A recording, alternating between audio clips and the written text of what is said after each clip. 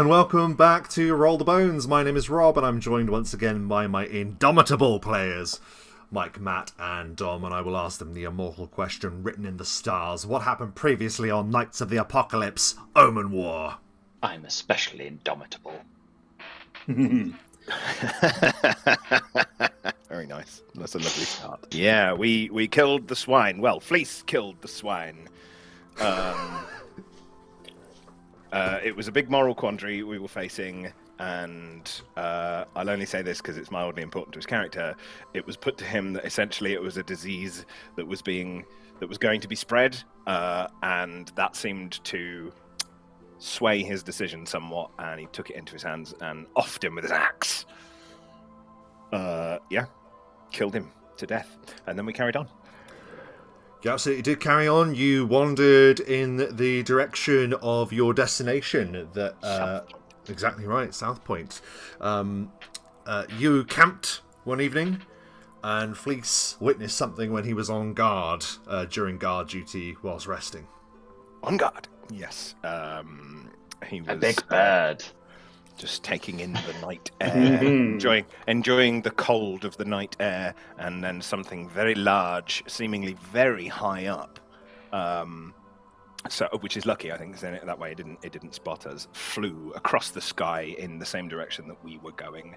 Something very big and dark and scary. But it didn't bother them. He alerted the others, and the next day they continued onwards to South Point. Very good, yes. Upon your arrival, you noticed that the way to the city was pretty open.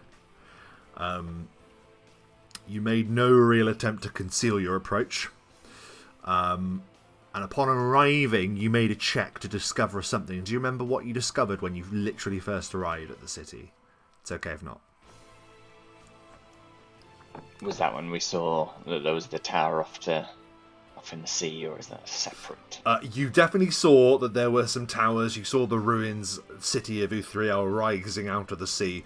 But your immediate impression is that as you arrived at the southwest gate, a lot of troops had rallied in.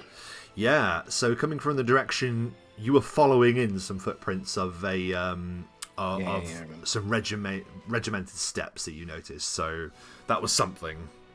Mm-hmm. You're right, you then went to the centre and discovered that there was sort of a fork in the road, either head into the depths of the city or not. We thought, as far as I was concerned, I thought maybe if we went into the city it might become a little bit labyrinthine, and we didn't want to get lost in the sort of mass of the city, not knowing what was going on. So we thought we'll curve the outskirts a little bit and head off towards the coast and see what we can see from there, where we came across a dilapidated bridge leading to a tower. Which we crossed. Yes, and that tower was inhabited, garrisoned with an army of 3. Do you remember their names? Brett, Harpfire, Carl, and Tundra. Correct. Very good. Tundra was not a fan of us, it seems. No, He was not trusting anyway at all. No. I liked him. It turns out they'd been awaiting us. They'd received orders that they were to aid us, essentially, but they all seemed a little, I don't want to say forlorn, but a little bit defeated, maybe, like they'd seen a lot. They felt battle-weary. Yeah, just a bit done with it all. Very much, yeah, very much. You all learned that they are connected to the one that you have sought, Delver, who you learned is a drow, and also an agent of a mysterious organisation known as the Court of Whispers. These adventurers are very much the contacts that the kinds of agents that Court of Whispers has. They like to recruit people, as we've learned in our other stories. I have a very good memory of the Court of Whispers, actually, from before. A very interesting and mysterious kind of group. So I look forward to finding out more. But they had ill news. Do you remember what they told you of Delver? They thought Delver had died. Yeah, he'd essentially been in a combat, say like a duel with Chapter-General Maxym. And that was the last they saw of him. They weren't 100% sure that he was dead, but they were assuming, I think, that he was dead. But they were at least willing to point us in the direction of sort of where he was last seen, which just so happens to be in a horrifying ocean fortress, I want to say, guarded by a dragon. Yes. I'm like, oh, good. Yes, you learn that Maxym commands orcs, he commands trolls and gnolls. He also has the command, it seems, of a dragon, which you learned was green by eyewitness of the adventurers that you met. Yeah. I think Flís made the assumption that was possibly what he saw flying overhead, because it was heading in this direction, and obviously dragons are fiercely territorial, so it would be unlikely that there was more than one. Control of the skies and all. But yeah, they Cole and Brett and Tundro led us via secret passages to the coast where we could gain access to the tower, and then they buggered off. They did buggered off and left us, and then we immediately got attacked. Would have been great if they'd stayed just for 5 more minutes, but they didn't, and we were viciously attacked. Completely unprovoked, I think. Just bang out of order, actually, by some creepy sea things, right? They were creepy sea things. I was trying to remember if we found out what they were. I don't think we found out what they were. Well, yeah, I'm happy to say that they were Sorhagin, which are the distant cousins of the lizard folk, amphibious reptilian creatures with webbed claws and a nasty penchant for impaling people with harpoons and tridents and things. And their leader with 4 arms and quite a bit bigger than the others. And 1 in 400 Sorhagin becomes a mutant, correct? Yes. Scary stuff. But you were victorious in your attempts to defend yourselves against the Sorhagin, and that is where we left it. We left it pretty much deciding that you were going to cast whatever spells and make any preparations you wanted before passing into fully hostile territory. Territory presided over by a dragon. We did each feel that our victory emboldened and strengthened us. That is correct. And let us now learn how emboldened and how strengthened you are, for of course, as is the tradition, we will roll HP on the recording, and it'll help get the dice rolled up. So, Mike, as Galarick Doom-driven, if you'd like to do your health roll first. 10! Nice. Very good. 10 is very respectable That puts indeed. me in the 80s. I just realised we've got exactly the same rolls. Very good. So, if you would like to roll now, please. Come on! Oh, come on. Oh, that's a 2. That's a reroll. A 2. We reroll ones. Well, thank the heavens above for that, because he's just not doing well with health. Surely more than 80, though, for Flís. I have to say, surely. No. No. Oh, my God. Nowhere near. Oh, jeez. That is also a 10. I'm happy with that. 80 now. Would you like to know? No. I'm not asking for your health. It's just that I would assumed that your constitution is a half giant. 50-something? No, well, his constitution is 3. You can see that. It's only 3. Oh, okay. It's around the midway there. Yeah, like not far off though. He did really, really badly and rolled lowest possible for a few of his early levels, and it has set him up well. But it's all good. It's fine. And then we have glass cannon. Yeah, and we have Pop as well. Yeah, kind of. Speaking of glass cannons, so I got 8, which is a 5 on the die. Okay, that's good. Very nice. That's pretty good. Makes up for some of the previous rolls. And we're not even going to ask about Pop's health, because I imagine it's... I mean, it sounds like it's not far off, Flís. Oh, well, that's all right then. Right. Well, What a wonderful, tough, front of the line half giant. He's delicate. He's a bit gentle. He is a gentle giant. What can I say? Yeah, he's made of ice, isn't he? So, Yeah.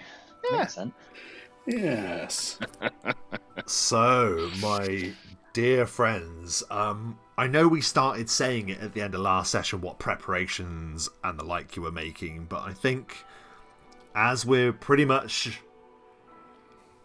at the beginning of an adventure, we'll call it, is there anything that you are going to do before you round the corner and cross into the ruined fortification?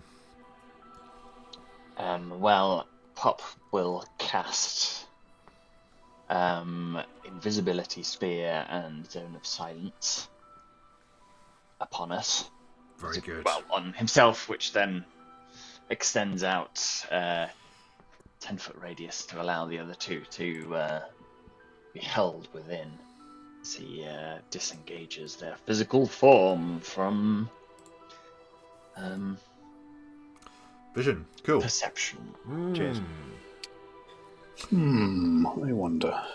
Okay. I don't think there's anything that Flís needs to do. He will ensure that his greater magic weapon potion is right there at the top of his bag. Just Ready ready to- to Yes. pour. I've got a few as well that I will wait until we know the moment. It's the thing, because it lasts for 14 hours. For us to take it would be for the whole day, but I don't want to... Oh, mine's minutes. Just in case. Just in case. Oh my word. Okay. Anything else then? No. I'll just give our guys a few more rations to... Poor Poor suffering horse. You poor herbivore. yes. He As needs he's- the protein. As He he is a herbivore. as he slathers down the flesh, there's like a moment where you just watch the horse that seems to enjoy this now. He's acclimatized to the taste. As you look upon that, you then ride forth with Gaius Galarick. Yes, if Pop wants to hop on as well. Very good. Yes, you can perch on the back, can't you? Or Yes, and Flís can just stay close, and it should Yeah, it's all good. be fine. Flís moves pretty quick as well, so he can keep up, I reckon, with a canter. So as you progress towards this point, you can just hear the steady roaring of the sea beyond, and as you grow closer and closer, you see more of those arcing elven ruins reaching out from the waves as spray crashes against them. You see that there is a massive stone carving that lays ruined across the way that you walk, and in common you see that there's sort of like a granite carving of the name of this place, Tidewatch, following the naming convention of the other fortresses that have dotted the coastline. A time when a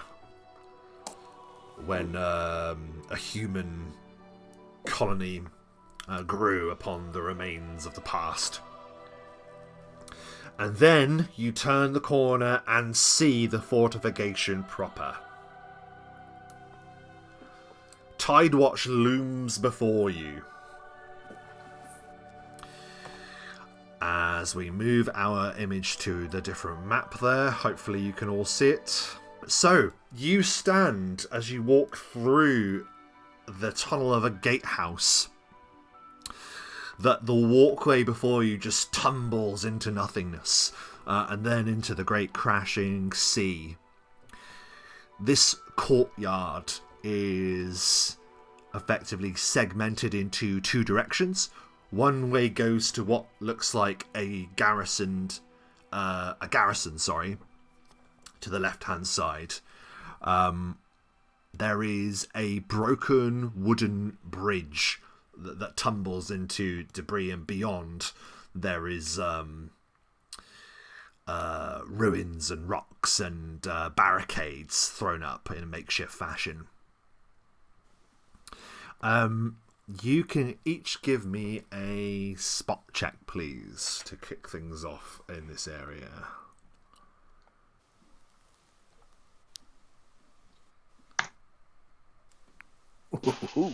Oh. I'll take that. No. 25. Yeah. Nice. Oh my goodness. 16 from Pop. So, immediately, Flís, on looking to your right, you're looking over the broken, ruined bridge. And you see that there's a circle of stones that's been risen up. And as I said, it does have the look of a barricade about it, but with that immense spot check, Pop, you'd have seen this as well. Flís, you immediately spot this. You see that there are a number of creatures, the type of which is known to you, I would imagine. You see that there are 3 vicious-looking orcs. And they appear to be bunkered up, almost. Let's see, can I select them all in one? There we go. There. Hopefully that shows up on there. They haven't appeared yet, have they? Why haven't they appeared? Yes. Oh, yeah. Oh, there they are. Yeah. So, you see 3 orcs, and one of them looks to be a particularly large orc with robust-looking armor and vicious-looking weapons, and he appears to be barking orders at 2 subordinates, but the distance is too great for you to be able to hear. Now, Flís and Pop, you would have got that. Flís, however, with a 25, you can't help but look above you, and there appears to be some strange glittery lights emanating from the gatehouse above you. So, fair enough, yeah. I mean, I hate to...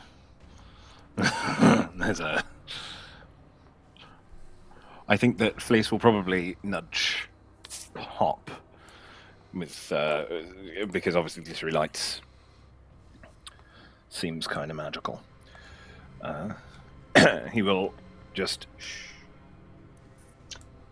and he'll point upwards to see. It's quite right, Flís. We're in a zone of silence. You can talk. No one can hear us within this zone. What's that, Pop? Silence. Shit, I did not know this. You see, what I've done is I've created, using a magical ability, this structure. My friend, no sound or vision I am very much penetrate. You see, what I've done. I'm normally very interested in listening to what you have to say, my friend, but the situation does not call for it at the moment. Look, there are lights above us. This is magical in nature, yes? Perhaps there is something above us that can cause us problems. Does it look magical? You don't need to do a check, yeah. There's clearly something glittering with magical light above. Yes, very well spotted, Flís. This is magic indeed. Thank you very much. Away. Galarick, tell me, can your horse climb ladders? He's got the muscles for it. Really? More protein and... Actually, no, I am... You can stay here, can't you, guys? Okay. There he is. I'm worried there. Guys, you remain here. I shall dismount for a moment. Should we climb this ladder if we all stay within? Ooh. Would you like me to go first, just so I can take a punch? Yeah, so I would hope that nobody could see or hear you. But you go under me, and then Flís goes under you. There we go. Remind me the dimensions of the spell that you've cast, Pop. So I've cast Sphere. invisibility sphere, which makes everyone within 10 foot 10 foot. invisible. That's all I'm asking. Yep, so you'll easily be able to stay within range if all of you synchronise when you go up the ladder. That'll be fine. As long as you... Right foot. Oh, I will say, I'm not the most elegant climber because of my my full plate. You don't need to roll a Not on a climb ladder. check for a ladder, no. It just looks ungainly. It's like, oh.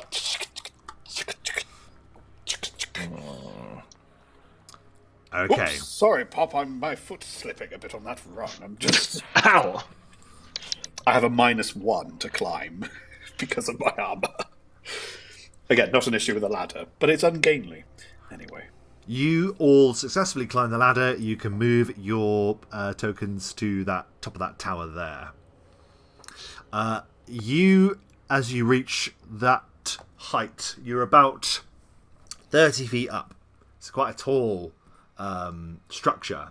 But as you get to that point, you note on the far side there is that opposing tower, and upon it there is an orc, a guard that surveys the area with narrowed, suspicious eyes, but is not alerted to your presence at all by the fact that that it doesn't act in any way. A fair-skinned looking orc. Well, I'm referring to the watchtower opposite you above. If you have the patience to allow me to finish my description. Apologies. Apologies. Upon the gatehouse that you are upon, however, there is indeed a fair-skinned individual sat with crossed legs before what looks like a rudimentary traveller's tent. There is an elven figure. He is shrouded in beautiful white and silver robes, unblemished by the ruinous nature of his surroundings. He appears to be sat in what would be known as an elven meditation, the kind of trance that the fair folk go into when enjoying a rest. In place of sleep. It does not appear to move or act when you arrive at the top of the ladder. Well, I don't trust this. Hold on. Hang on. Lads. it does seem a little bit unusual that he is up here on his own and could be easily killed. We have walked in very freely. Let me just cast a quick cantrip, and I will cast Detect Magic Oh, to look on this elf. very good. If it is indeed an elf. Yes, cast Detect Magic, and so you do. And you... And then get within 60 feet if I'm not already, sorry. No, that's absolutely fine. I believe you might just be. If not, absolutely, that won't be a problem. He does not seem to flinch if you do approach. There is a very strong amount of magic that appears to emanate from this elven figure. The kind of dormant potential that lies in immense casters. You have not long since parted from Tundro, who you didn't see Tundro cast any spells or fight at all, but he claimed to at least bear some power.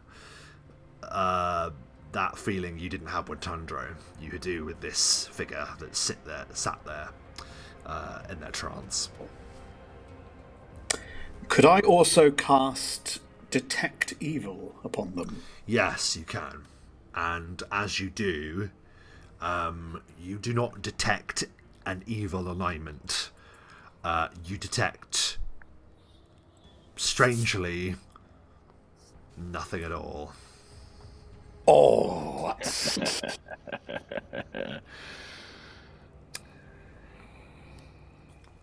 See, I was thinking it was an illusion, but They're not evil. yeah. They're definitely not evil. I can't sense any negative aura from them at all. They must be fine. Well, can you not tell what type of magic? For concentrating again, you concentrate for 3 rounds or something. You can tell what type of magic it is. What school, at least, or whatever. If it's if it was an illusion, you might magic. It would. You do not detect any illusionary magic. The magic that you detect is just from the pure, unconcealed power that this figure appears to possess. You can just tell that this is a magically gifted individual. Yeah, that for what spells there are upon him, it's not illusion. There does appear to be a figure sat there. What strikes me as odd is an elf here and orcs clearly not too far. It seems. It's very suspect, but he's not an illusion. I'd be No. able to tell. You see, there's a certain tweak when you make an illusion. At first glance, it might appear that there's nothing there, or that there is something there. But when you look closer, there's often a small flaw in the design, a sort of signature, if you will, by the creator. Each person has a different flaw, but always there is one. For example, with my magic. The lecture continues for some time until you act. Is there anything that you'd like to do? I don't know what we should do. You are saying this person is not evil. No. You cannot detect whether they are evil or not. What do you mean? If they're either or they're not? This person is just not There evil. are certain spells that one could cast. I myself know one that would make my personal beliefs and appearances to one as divine as you become completely undetectable. Well, that struck a chord. Oh dear. That was me thinking it was foolproof. Look, why don't we Foolproof, give them the perhaps, benefit but of not the doubt? genius proof. Fair enough, Bob. Fair enough. I'd say we give them the benefit of the doubt, and the benefit of the doubt in this situation, I think, would be to assume that they are our enemy, given the situation. The benefit of the doubt lies with us. Why would such a well-dressed elf be hanging around such... Evil people are often very well dressed. I've seen evil people before. They're dragons. Dragons hoard wealth. I suppose you have a point. Often you could be considered to have good taste.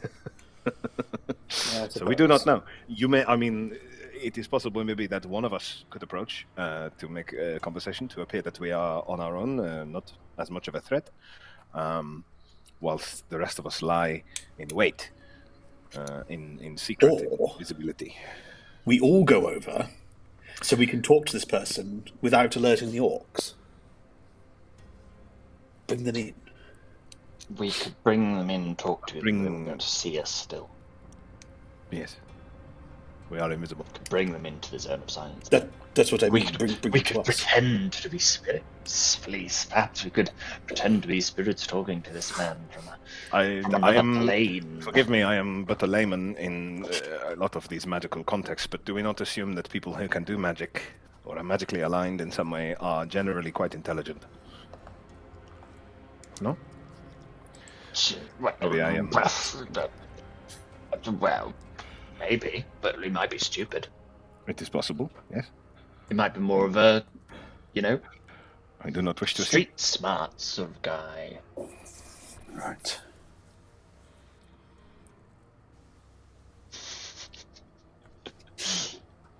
We need to decide, what are we going to do? Let's talk to him. I agree. One of us talk to him. We wish to talk to him. Well, very good. It can't be you, Pop. No, I would drop the. Although, to be fair, if you brought it, as you say, we could just bring him into the sphere of invisibility. Why don't we go to silence. them? Yeah, you can walk to him. Yeah. Yes, very good. All right.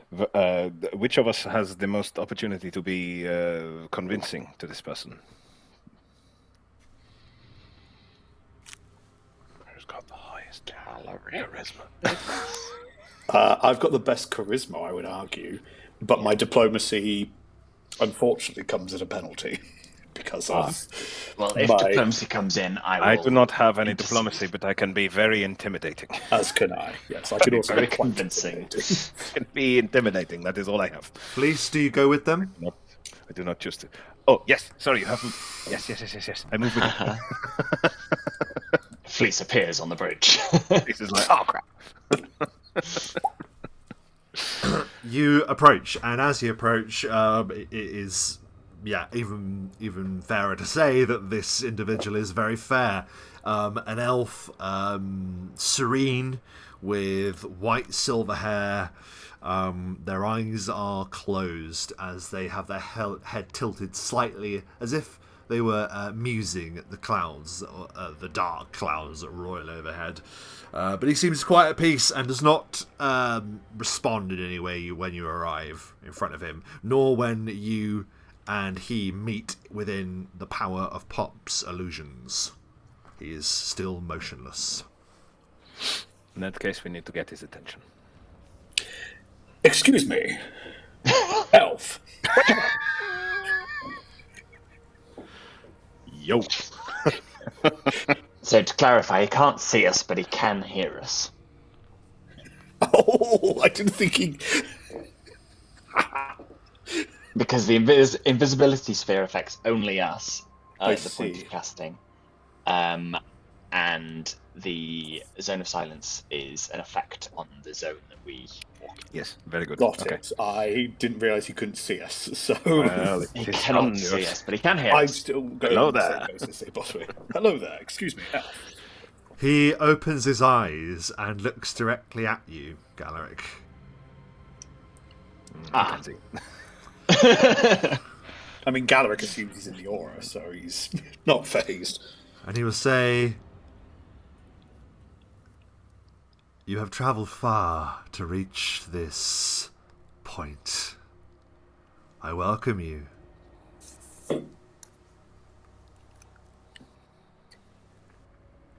Wait, it sounds like you know us.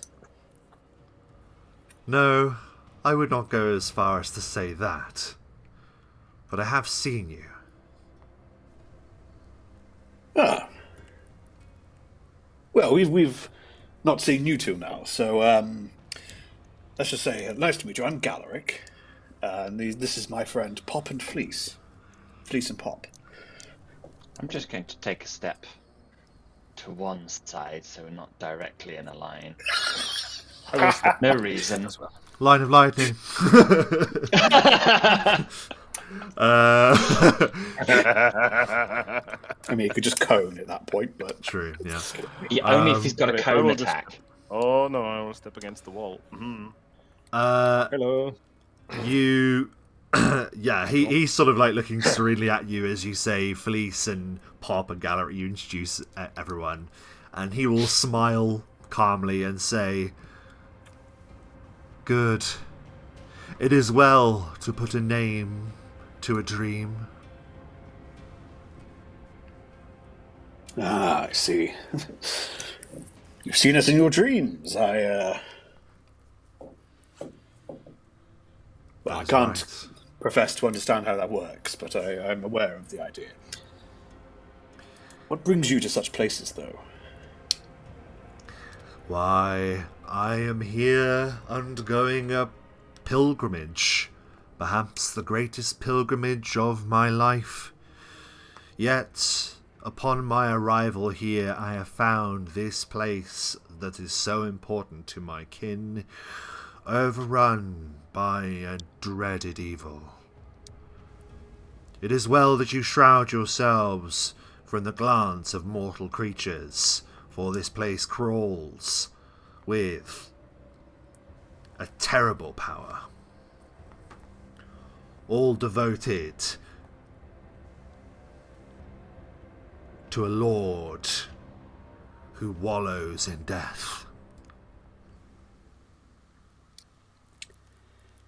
Yes, we have heard the stories of how the Lord of Slaughter has infiltrated the minds of man and humanoid alike.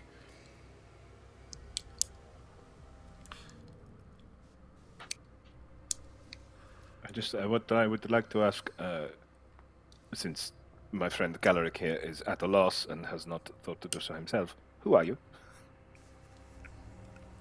You know of us? Yes. Why can you see us? Now that it's gone a little while, you can tell that he is able to see as things truly are.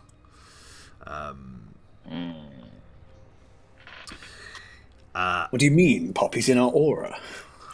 That's not how it works, Galarick. Galarick. I don't want him to see us. He shouldn't be able to see Galarick, us. hang on for a second. I'm sorry. Were you not present for the 10-minute lecture we just had? It was hardly 10 minutes. It is like you don't listen. No, it was 10 minutes. I was standing and counting the whole time. I know.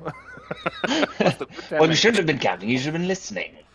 I was doing that too. Important. I have this unfortunate habit when long conversations are going on, I get distracted by, shall we say, memories of the past. But, yes. Yes. There are many lessons that we can take into the future from the past. You will forgive me, your friend is right. You did the courtesy of introducing yourselves, so I shall introduce myself. I am Avarios, and I hail from Serador. From Serador? Well, a very long way from home, my friend. Yeah, I won't make you roll. You'd know that Serador is a north-easterly realm of Main Realm. It is where the elves first step foot upon the shores of Main Realm, coming by way of the far shores of Vayrilion and the Einalar forests. He'll smile and say, "My pilgrimage has brought me here to look upon the remains of a city that was built by my people. But alas, that city becomes not a place where the creatures live anymore, but where creatures are imprisoned."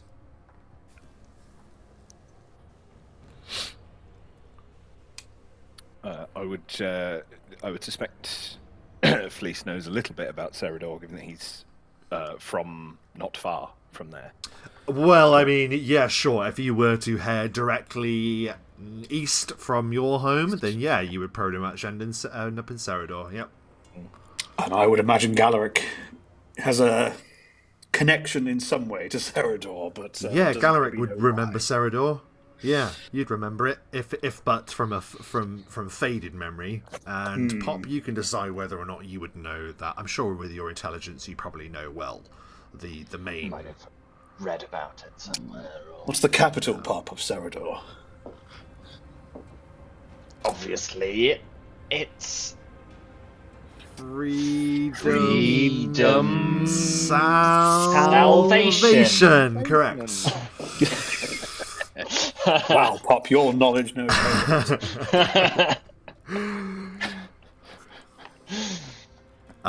yes, you know all about Serador, but this figure here, yeah, he does seem a little bit detached when he's talking to you, like he has his mind on other matters. You say others are imprisoned here. That is right. We are looking for someone in particular. Do you have any knowledge of exactly who is imprisoned here? There are, of course, those that have been taken by the Marauder and his flying beast. The dragon is to be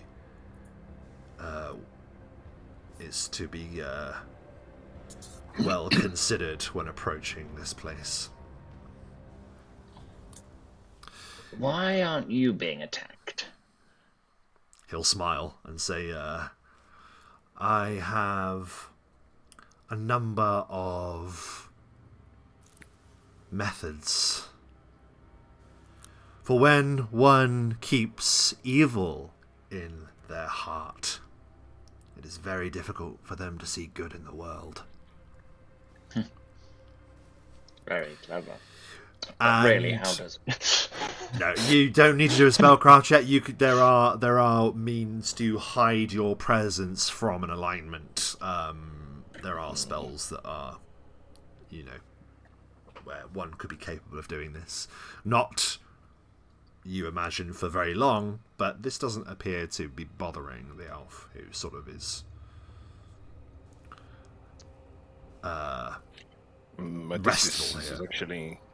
This is quite heartening, because all three of us can see you, and so it leads me to believe that we are all walking the right path. That is well that you come to this conclusion. I appreciate this knowledge. In that case... You asked of prisoners. There is one that is kept by this Marauder. One of my kin. At least my kin from a long forgotten era. Where we were all one. Alas, our paths split. I believe then that this may well be who we are looking for. Do you know of this person's name? I know not of their name, but I have seen them too in my dreams, and in the waking light of day.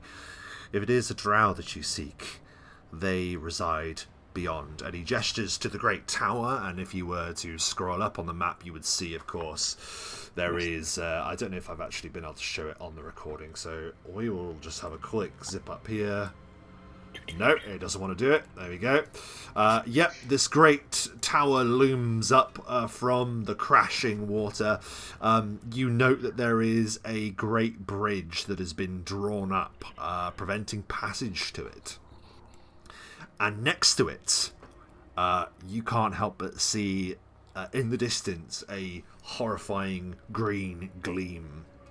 Perhaps the mists of this place part for the first time to reveal that there is also a burning structure beyond as well. It is bright with green gaseous fire.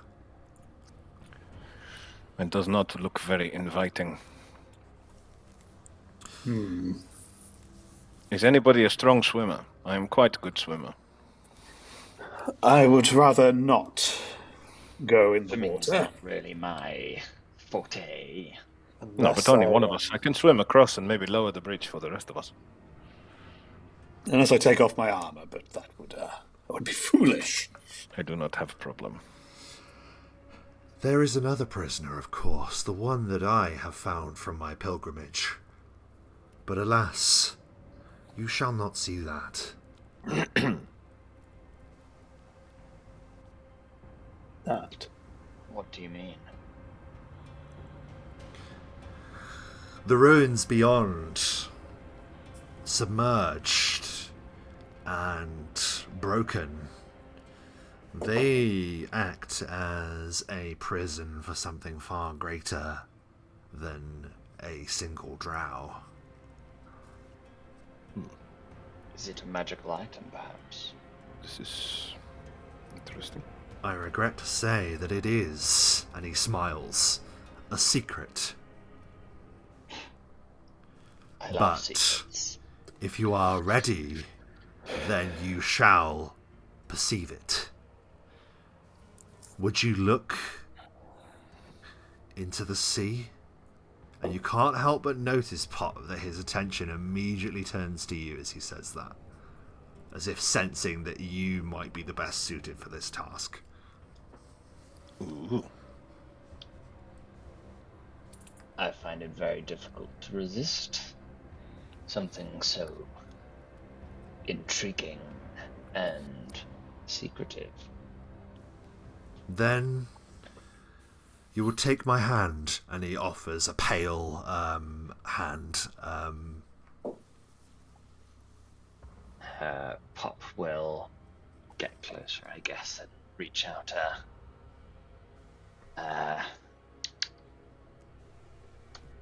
invisible hand in response, although not invisible to this fellow, and puts his tiny little hand.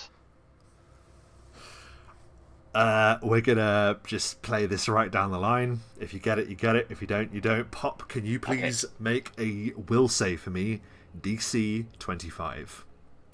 Oh, that's not gonna happen. Hey, everyone rolls a 20 sometimes. Everyone rolls a 20 sometimes, yeah, that's quite right. Or a 19. No, I'd have to do a 20, actually. Ah, shit. Ooh.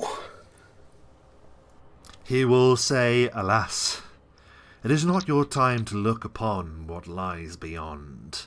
Perhaps that is a kindness. Well, it's disappointing. Excuse me. May I attempt to see what is in the sea? Galarick went to CC. He will say, perhaps you have the power to behold what lies beyond. Do you hold truth in your heart, Sir Knight? I endeavour to stick to truth, the law, and all that is right. Then take my hand and look beyond. Galarick will just imbue a little hope from deep down, calling it a bit of a favour, shall we say. Okay. It just gives a +2 to this. Okay. Will save DC 25. Will save DC 25. Oh, that's a shame. You look out into the nothingness. You just see the ruins there. And he will say, sometimes there are forces at work that cannot be explained. Sometimes they can be cruel. Today, perhaps, they have been merciful and spared you forbidden knowledge best left unchecked. Fair enough. And I will not try. Thank you. I am aware that it is impossible for me to make that check. You can always roll a 20. Natural 20 still wouldn't do it, I'm afraid. On a save, you can crit saves. You can crit saves. I was going to say that would still only give me a 23. I'm not going to, just in case. In case of any ill effects from that, I don't think it's a good idea. Just won't bother. Just don't think it's a good idea. That's fair enough. No, I respect that. I fully respect that. He's interested in all that sort of magical. Yeah, it's great, but he's also a little bit suspicious of it on some level. So, this is very interesting. I do not think that we are serving our purpose, though. I'm afraid, standing here. I think that we need to get looking. Do you have any idea where this drow is, where he is being kept specifically? Do you know the best way to reach him, or do you have anything that may help us? It is no hidden fact. The drow is within the tower. At least, if the screaming is anything to go by. Oh, that is not good news. Averios, is there anything we can do to assist you? Perhaps if you just keep your eyes open for... There is much here that goes unnoticed. And there are things here that have long been hidden that must soon be seen in the light of day. Very well. Very good. It is my duty to remain here, otherwise I would not dwell in this darkness for much longer. It seems that you are well equipped to evade the eyes of the enemy. So it would seem. Time. It depends on the strength of the enemy, of course.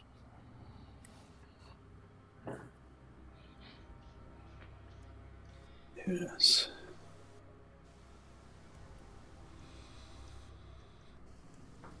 Well, unless there's anything you'd like to be a little more explicit about, perhaps we should take our leave. Slit some orcs' throats.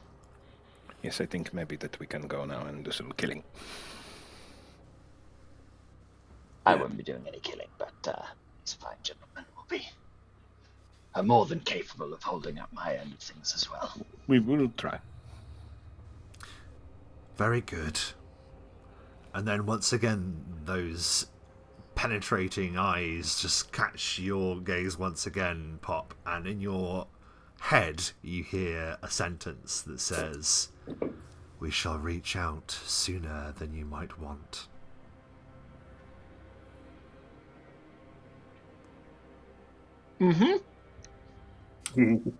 Okay. Ominous.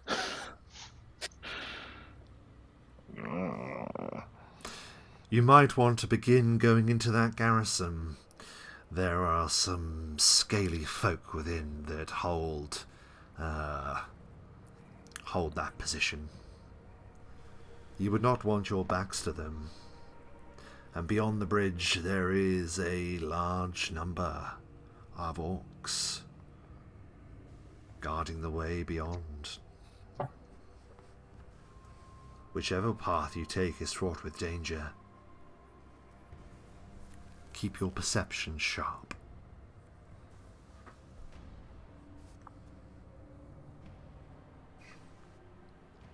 We shall.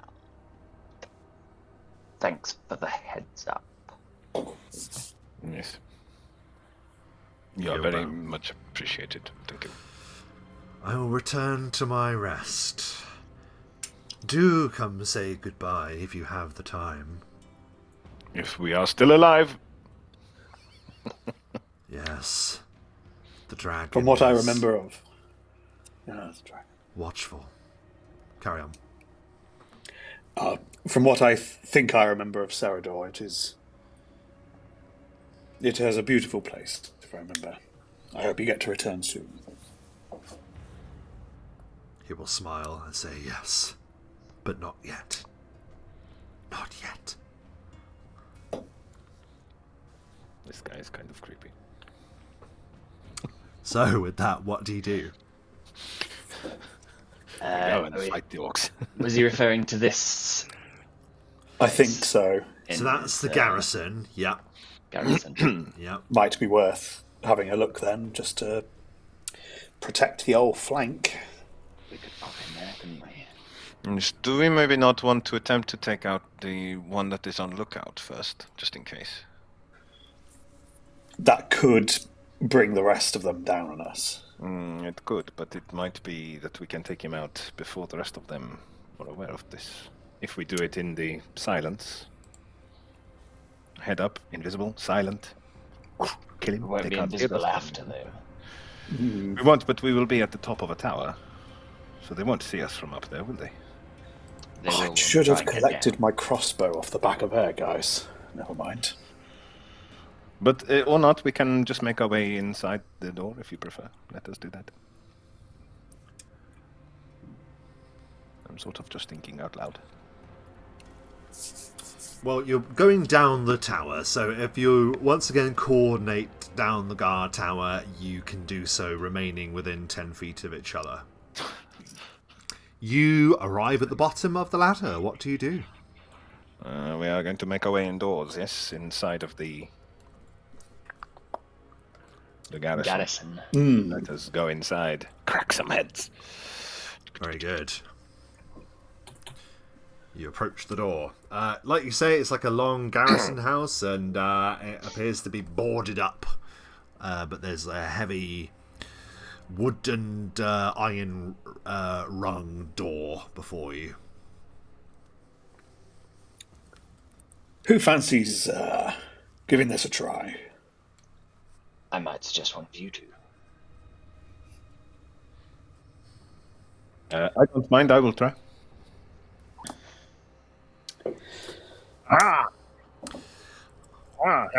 You go to open the door, and there is a rattle as you find that the door is locked. And from behind the door, you hear a voice that goes, "Who goes there?" Shit. Just wait. They are not. Wait, we can't talk to them even if we want to. They can't hear us. There is a pause, and then, "Who goes there?" the voice repeats. The wind. Your mum. Keep waiting. It's your mum. There's like a long pause, and then like, "Hello?"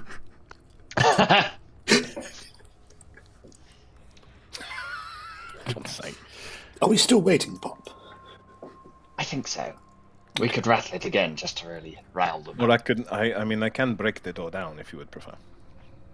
But that would make yourself visible. Would it? I can't. Well, it's an aggressive act. It's too much for me to. I don't know. I don't really know how that works. To be honest, I don't think I've ever. It would be like making an attack, wouldn't it? Well, I wouldn't attack the door with the axe. I would shoulder barge the door and do a strength check on it rather than. If you did that to a person, that'd be an aggressive act. So I can only assume the same would apply. It's true. It's just a physical exertion. If you were to lift something heavy, would that bring you out of invisibility? Not lifting, because you don't have to do that with a sudden jolt.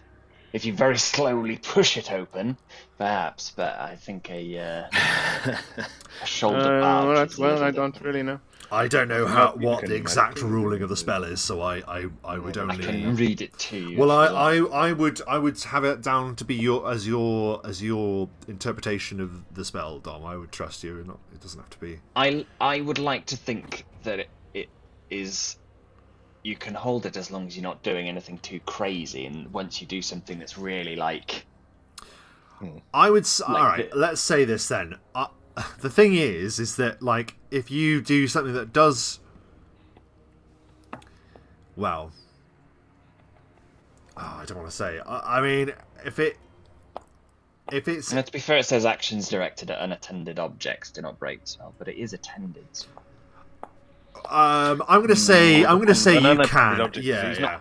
Like holding it. the Yeah. door. I'll say that's fine. And also, I think you did come through the doors previously when you were in this. So for free's sake, let's just say you were able to maintain that and interact with doors and stuff like that. Picking up objects that people are holding on to, probably when someone else is involved in the object, we'll say that. But you're confident that you can bash the door or open the door, rattle the door, and remain invisible. We'll say. I mean, I can try.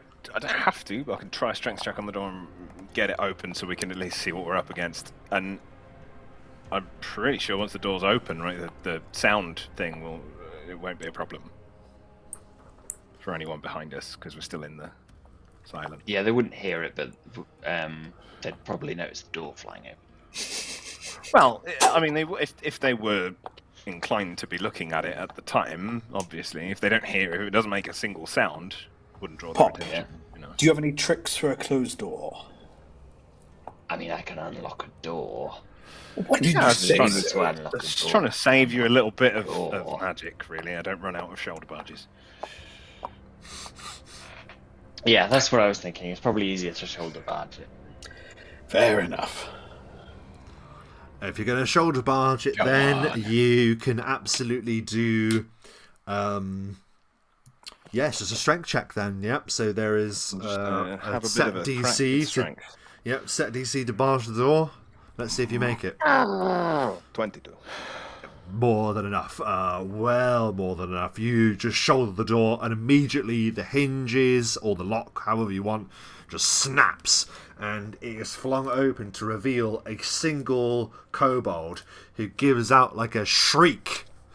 Poor little kobold. Oh, I was expecting like a...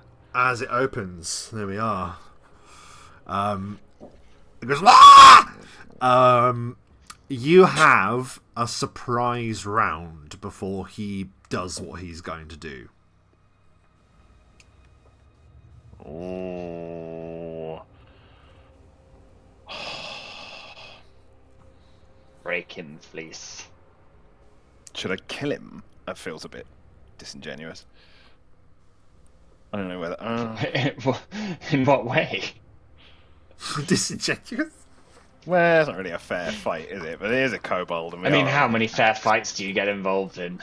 You've done it before. Remember the people in the temple where you Yeah. I mean, to be fair, they stepped out of invisibility and just went. And what, the people that tried to kill us? Yeah, The slaughter worshipping quite guys that were trying to the push us into blades. I think that was... No. This is the room at the top, the library. Yeah, this is true. But we had the... All I'm saying is because we've come across one person who is an ally already so far. I'm going to assume he's not. I will do a 5-foot step and I will attempt to clobber this little guy. Okay. Right, let's go. So you step in through the breach, axe raised high. The kobold is completely So none the wiser. 26 on the first attack. Is an immediate hit on the kobold. And as it's a... Yeah, I mean, I've only done a 5-foot step, so I can just do 2 attacks. Yep, absolutely you can. So I have that now. Oh, it's only 12 on the second attack. That's not very good. That is a miss. Oh wait, no, hang on. He would be... Oh no, that would still be a miss. It still would be a miss, weirdly. Yeah, fair enough. That makes sense. Why wouldn't it be? But it doesn't matter. I got the first one. Yeah, you absolutely do. So roll your damage. 26 points of damage. I mean, it's... You've killed him like a dozen times over. He goes like in like a moment of like shock and hesitation as the door is suddenly bursts open, but nothing's there. Like nothing has answered his calls through the door. Suddenly, the door explodes open and he dies. How does Flís kill him? I think that Flís has got the axe sideways, like the butt of a gun. So he uses the kind of edge of the axe to sort of straight shaft, so it essentially his head just smacks into the wall and explodes. Like, who is it? Someone does it in Game of Thrones, or they just push their face into a wall and it explodes. Sure. Like that, really gnarly. But yeah, because I'm invisible, that's it. Well, I'm not invisible now, am I? Well, that's a good question. You are all broken out of invisible? No, you're not. You're able to still be invisible. Me. But I'm inside the door, so I will quickly step to the side. Okay. Of the door, realizing, oh crap. So, and, as discussed, there is that orc on there still. There's a chance he might spot you. But can I create a silent image of a door over where the door should be? Yes. Yes, you can. I'm still going to do a spot check, though. It is going to be hard to spot. But I will roll it... Let's see. I'll roll it publicly. DC 20, I will say.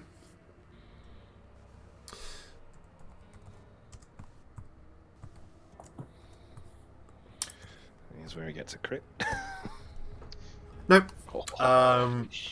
Is clearly looking at the crashing waves and doesn't see the split second where glitch happens and Flís appears for a second, and there's then suddenly an image of a door replacing the shattered one. Very good. Yes. The kobold is slumped to the ground, slain, of course. Upon him, he has, well, first of all, he has sort of bluish scales, but mottled dark blue. Upon him there is a spear and a scroll of burning hands and a scroll of flare as well. Can you do scrolls? Not well, but potentially. Well, probably better Potentially than in the either of future. us. Yeah. So, It's all That's orcish. probably. they are absolutely no good to me. I'm going to continue thinking about this door so it doesn't vanish. So you two might have to deal with the people inside. That's fine. Are you staying there? Then? It's probably better if Galarick, who is still invisible, goes ahead to round this corner. Well, I won't be unless. How big is the radius, did you say? I can't remember if you have to stay within it, actually. You definitely have to stay within the zone of silence, I think. Yeah. So, let me have a look. I thought it was upon you, Pop. They can't Yeah, just that's- go wandering around. Oh, yes, it is. So that's how I thought it was. Yeah. So I would have to walk with you, which is fine. I can continue thinking about a door while walking. Yeah, that's fair. Okay. Yeah, that's fine. You can. I think will about the door. stay in front of Pop, but I will stay behind Galarick, because Galarick will go around the corners first. He is invisible. I am not. You. It also only lasts for a minute per level, so I imagine it's probably coming to the end of its use anyway. Okay. We did have quite a bit of conversation upon the roof.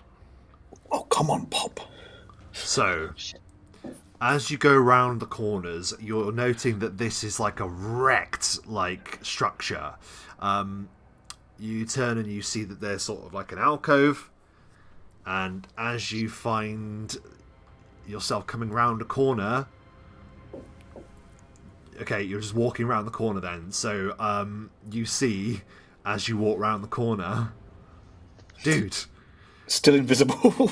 Yeah, they oh, you're all still invisible, aren't you? Yeah, that's fine. No, So- I'm not. Isn't. Okay, I'm Flís not. isn't. That's why I was getting confused. Sorry. So you you walk around, and thankfully, still being masked the sound, you walk around and you see that there are a number of kobolds that appear to be squabbling, and they are having an angry discussion in a tongue that you may or may not understand.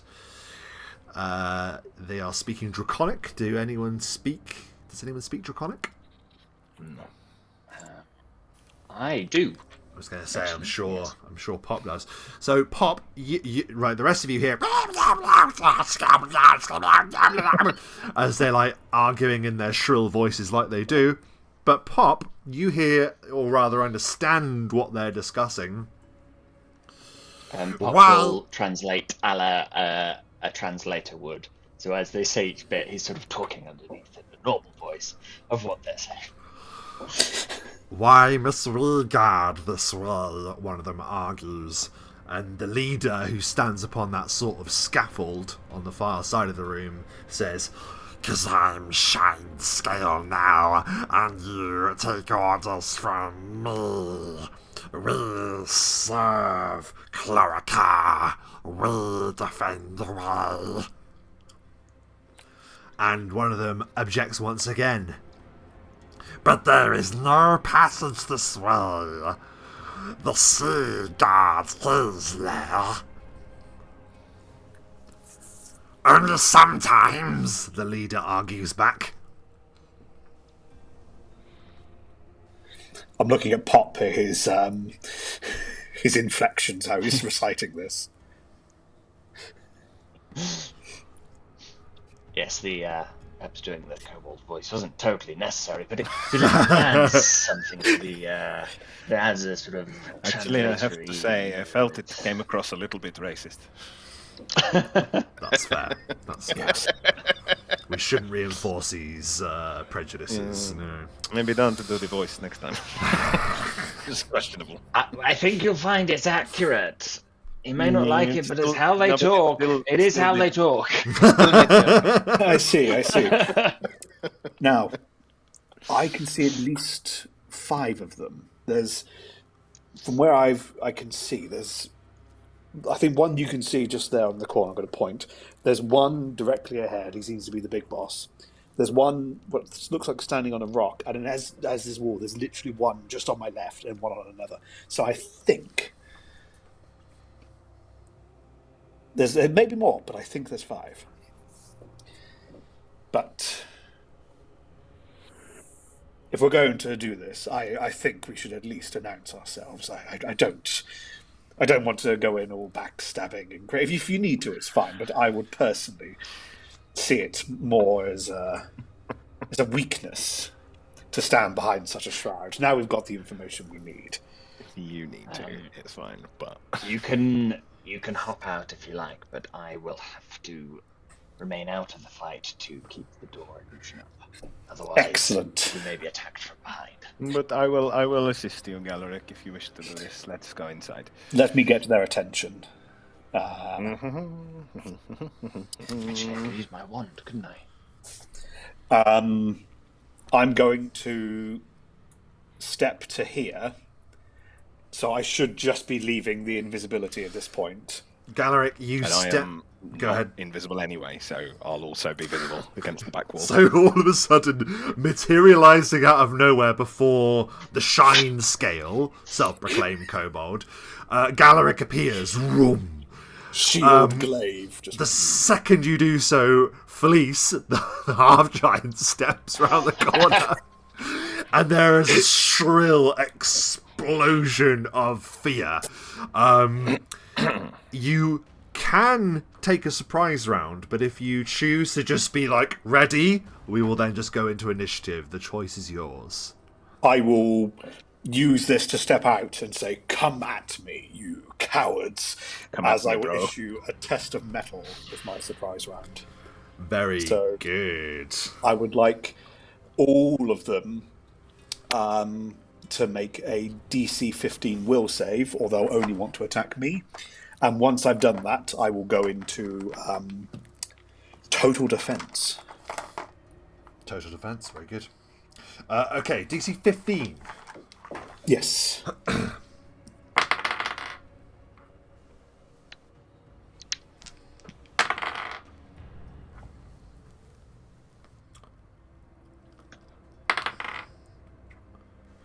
That's very interesting. All but one fail. They give out a shrill cry as they take up spear and sling and ready for battle, unless there's anything else you'd like to do with your surprise round. We have a surprise round? I thought we were just going to roll initiative. Well, you have one if you want to use one. Galarick used it to just step forward and go, come at me, brah, and do his thing. What, are you doing anything, or are you just getting ready? 5 foot step and I will just clobber that one. I mean, literally... Yeah, that's fine. So you zoom round the corner and you can make an attack. 21. That's it. And 15. Is also a hit because he is flat-footed. So that is... We'll do both lots of damage together.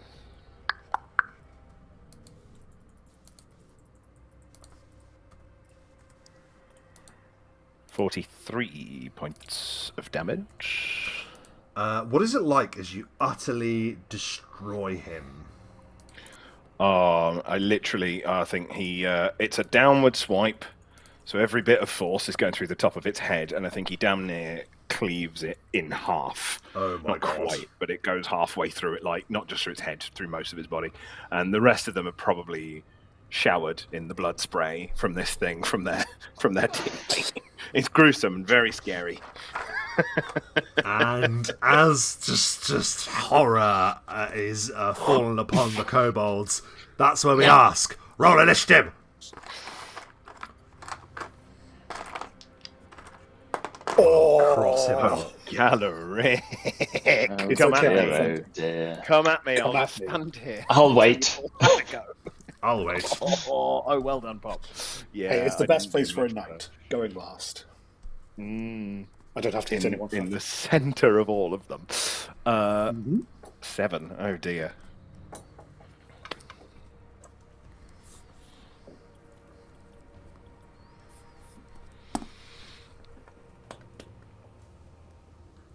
Okay.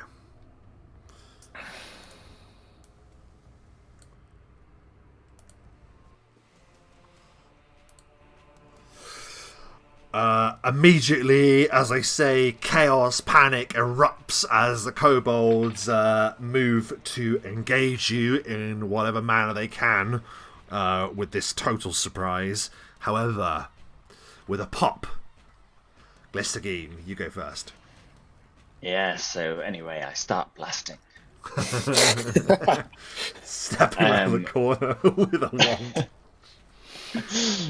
Yeah, just 2 magical missiles at the one past Galarick, I guess, because I don't want to stop Flís being able to attack anyone.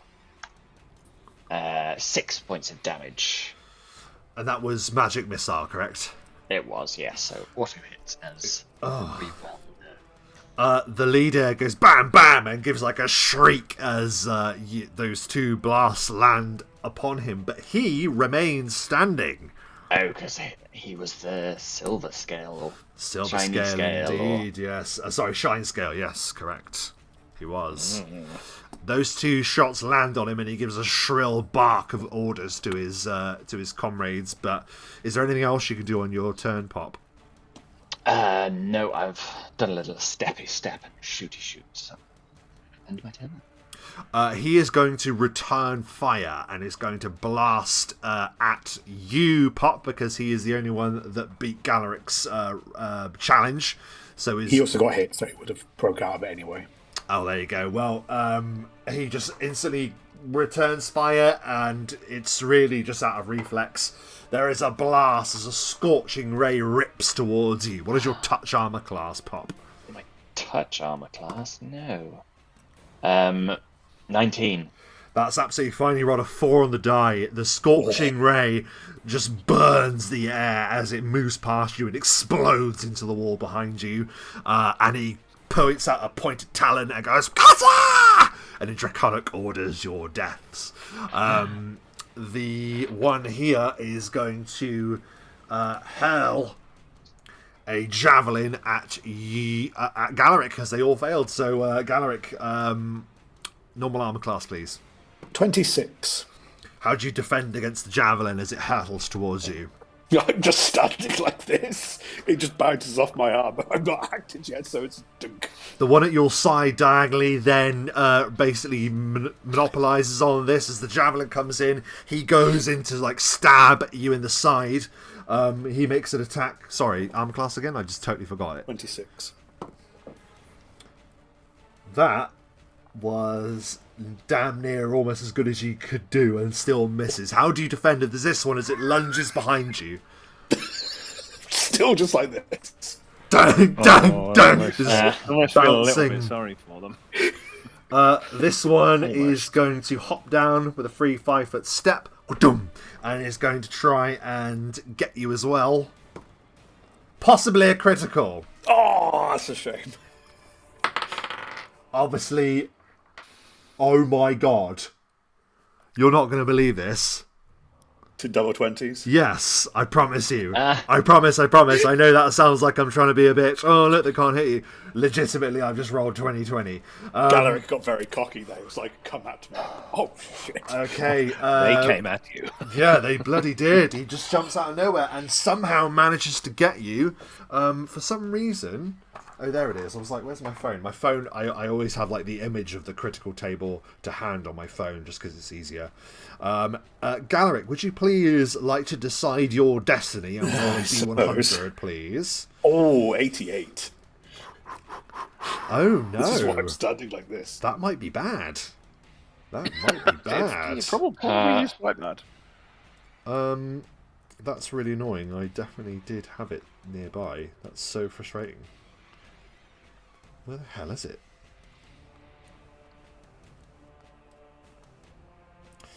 Okay, we're just going to be like that. Okay, well,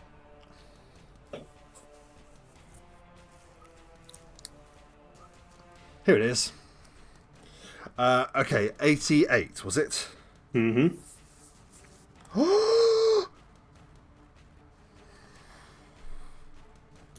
That wasn't a good gasp.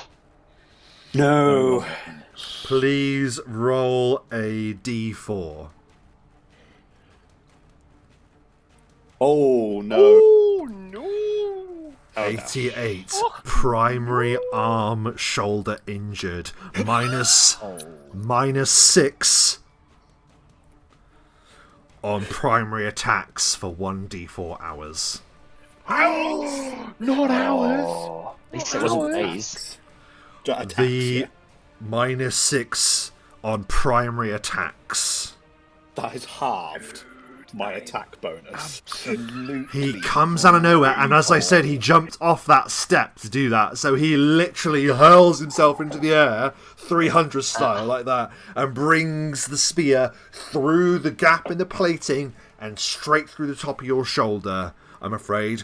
And of course, Galarick wasn't even looking. He was so confident in his defense. He was looking at the other ones like a javelin. Does double damage on the attack too, and hilariously they have a minus to their damage. So Oh dear. right, so untouched, that would be my brain doesn't work. That would be 9 points of damage minus 2, so 7 points of damage for you. Oh my As arm! Kobold number 3 triumphs and ascends in the great game. For the last one remaining alive is oh no, he's been 5's dead. Where's the other one? Oh, there he is. Have I miscounted? 2, he's gone. 3. Oh, I've missed. That's why. So that is their turn. Flís, it is your turn. Well, hello there. I'm going to step forward. I'll take a 5-foot step if my no, token settings go away. I'll take a free 5-foot step to there. There's 2 there, isn't there? Correct. And I will immediately attack the one that just attacked and wounded my friend with everything I have. So I will take 4 points off of this for a power attack. Just to send a message. Sure. Ah! 22. Is a hit. An easy hit. You land the attack. Lovely. And then you have to take it off of the second attack as well, don't you? With the I believe thing? so, yeah. Every attack for a Normally round. 10, which makes it then. Oh my god, that's 24. Yeah, so that is also a hit. Okay, I am sending a message to this. So that's 8. So 2 times 8 is 16. 16 plus 23 is 39. I've already crossed him out, mate. I want to roll it. Damn it! Stop, he's already dead. It is 65. So he joins the ranks of Zorfintal as he wounds a far insurmountable enemy, but then is then destroyed by another insurmountable enemy. What is it like, Flís, as you come out of nowhere to just mash him? I think Flís lets out like an audible no, because he's hurt. He's like no.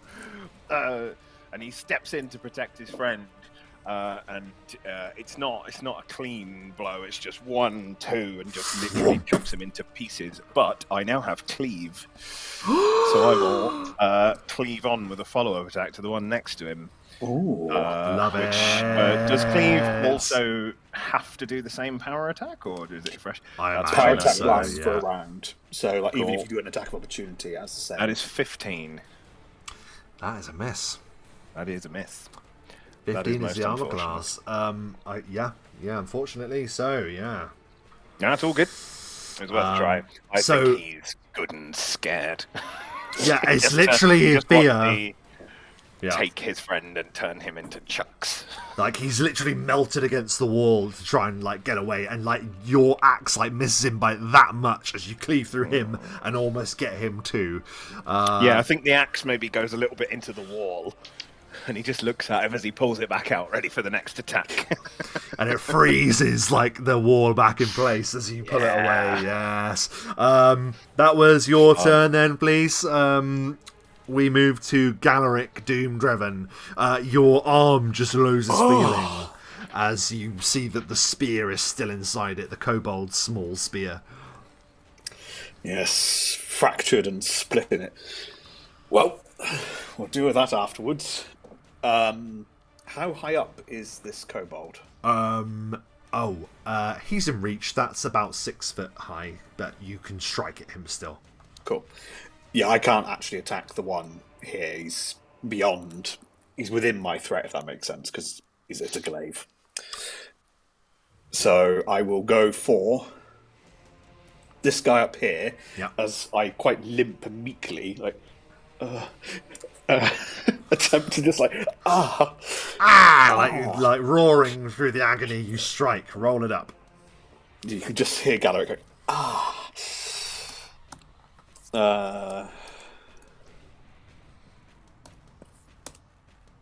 15. And sadly, hits doesn't exceed. The meets doesn't exceed, sorry. My follow-up. 18. You missed wildly with the first one, but then that was sort of like a guiding strike to sort of determine where the next one goes, and you jab and strike with the second attack. I like to think the glaive kind of rests on the podium for a bit, so I've then got a bit of momentum. And you heave it into the side of the kobold, who lets out a shriek. Do you damage? 9 points of damage. How does he die? I mean, the first one, I kind of just place it on where I need it to be, and then the second attack, just push. As I do, I'm just like, as Galarick's fighting through the injury in his shoulder. The kobold clutches at its neck and then tumbles down the rickety ladder to lie in a heap, bleeding. Very good. Anything else on your turn, Galarick? As I turn to look at the one in front of me, I'll just start kind of gouging at the spear, trying to remove it.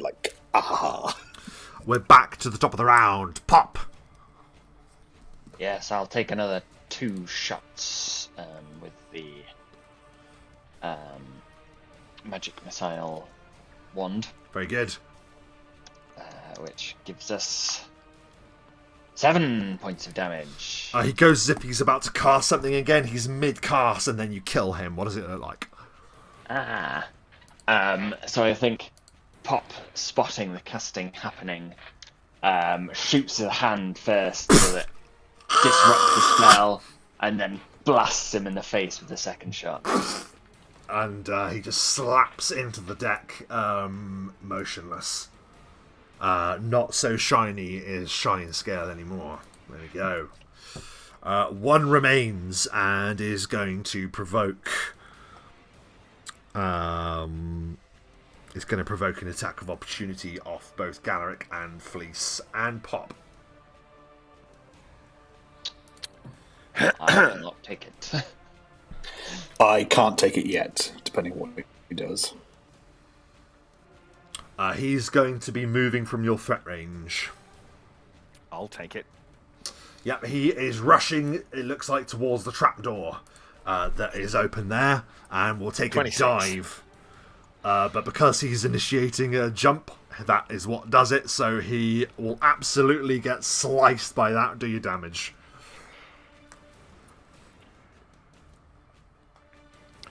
26. He explodes and I think it's in his back as he's leaping towards. It just sort of goes into his back, pins him to the floor, so he goes and is basically splayed out in a jumping position towards the trapdoor. Congratulations! You have defeated the kobolds that guard the way below. You bullied some tiny kobolds. Feel awful. Are you okay, Galarick? Did one of them get you? Yes, Galarick, that my wound friend, is deeper than I thought. That looked very unpleasant. It went between your armor plates. Perhaps Flís should pull out the spear. It does seem to still be in there. Yes, I got some of it, but there's still a bit there. I don't think that I can do much in the way of like a heal check or anything, if that is what you are asking. I think I can get rid of it. It's just I don't think my arm's going to be good use for a while as he kind of swings it like a limp sort of. I don't know. I don't think there's much you can do to heal that. Actually, as far as it said that many hours. I think you just have to wait. There's no way of healing it. Well, yeah. I will use lay on hands to cure some of the damage at least. Yeah. So I cure 5 hit points of that, so I go to 80. Yeah, I would say that the closest thing to do that would be some ability restoring power, of which lesser restoration, which I don't think you have. I mean, I've got a potion of it, but I'd rather save that. Oh, you do? I also have a potion of lesser restoration. Oh, there you go. I would not be unwilling to part with it if you are feeling injured.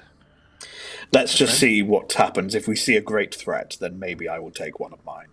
Very well. I use the lay on hands as a means to sort of remove what's left of the spear. So I remove it, I cure some of the damage, but I'm still dead. I'm wondering where this... Because this does appear to go underneath where the water was. So does this lead to some sort of... They did mention they were guarding an entrance or not entrance, depending on seas, they mentioned. I'll be honest. Heard my interpretation. Yes, Pop, I'll be honest. Again, your accent distracted me. The blatantly racist accent. This isn't not one who just slaughtered them all. Yeah, I know. That was not inspired by race. That was not it at all. What you did was... They were great foes. Only a great foe could have got the jump on my fantastic defense like that. Absolutely, yes. They were clearly stronger than they looked. But anyway, they mentioned that it is only sometimes available, this entrance, or whatever, something to do with it. I don't understand the seas very well, but they are tides, yes? Maybe it is something to do with tides coming and going. It's not difficult to see. The trapdoor is wide open, and peering down into the semi-darkness, you can see the glimmering lights of the torches that light this room, reflected on the surface of a turbulent water that sort of rises up and down as it does so. Oh, that freaks me out. That really has a genuine fear of mine. The idea of, like, a dark hole with all the water moving, the ocean water. Ooh. And you see it's like it comes almost to the very rim of the trapdoor, not quite. But looking around, you can see that there's like water damage and stuff. You imagine if it was particularly choppy, it might even come through.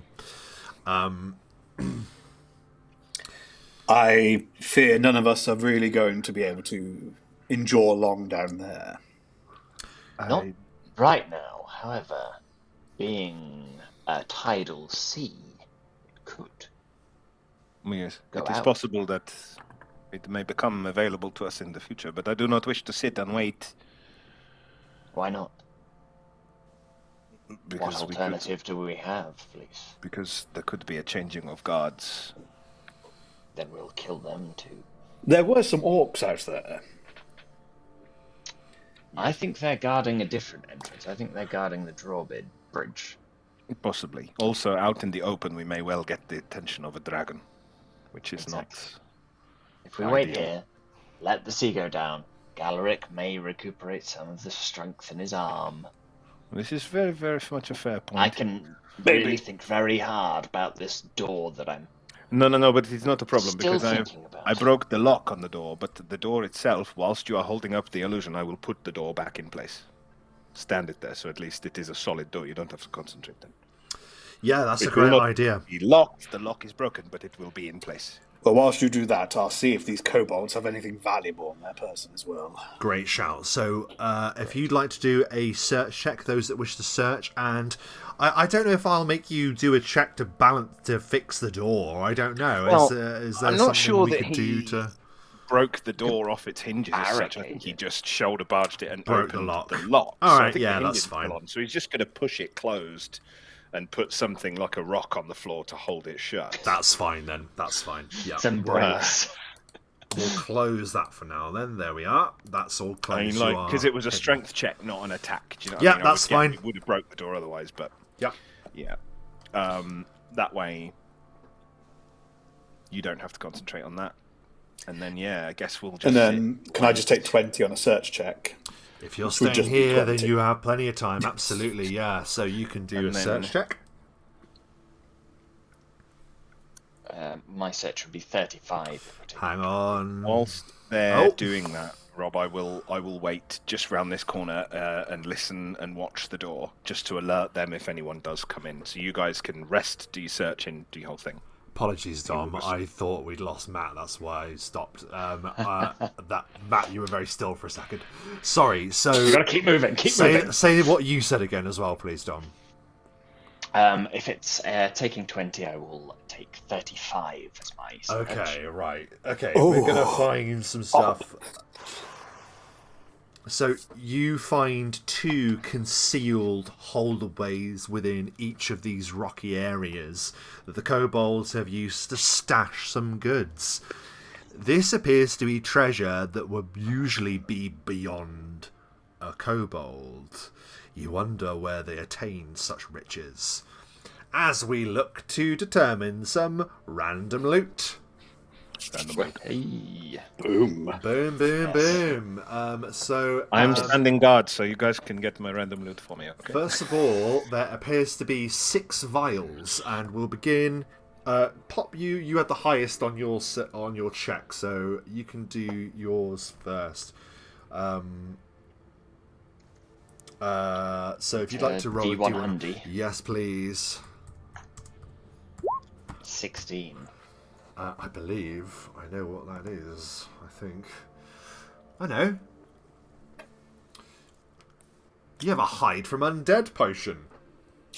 Oh, cool. Nice. That's nice.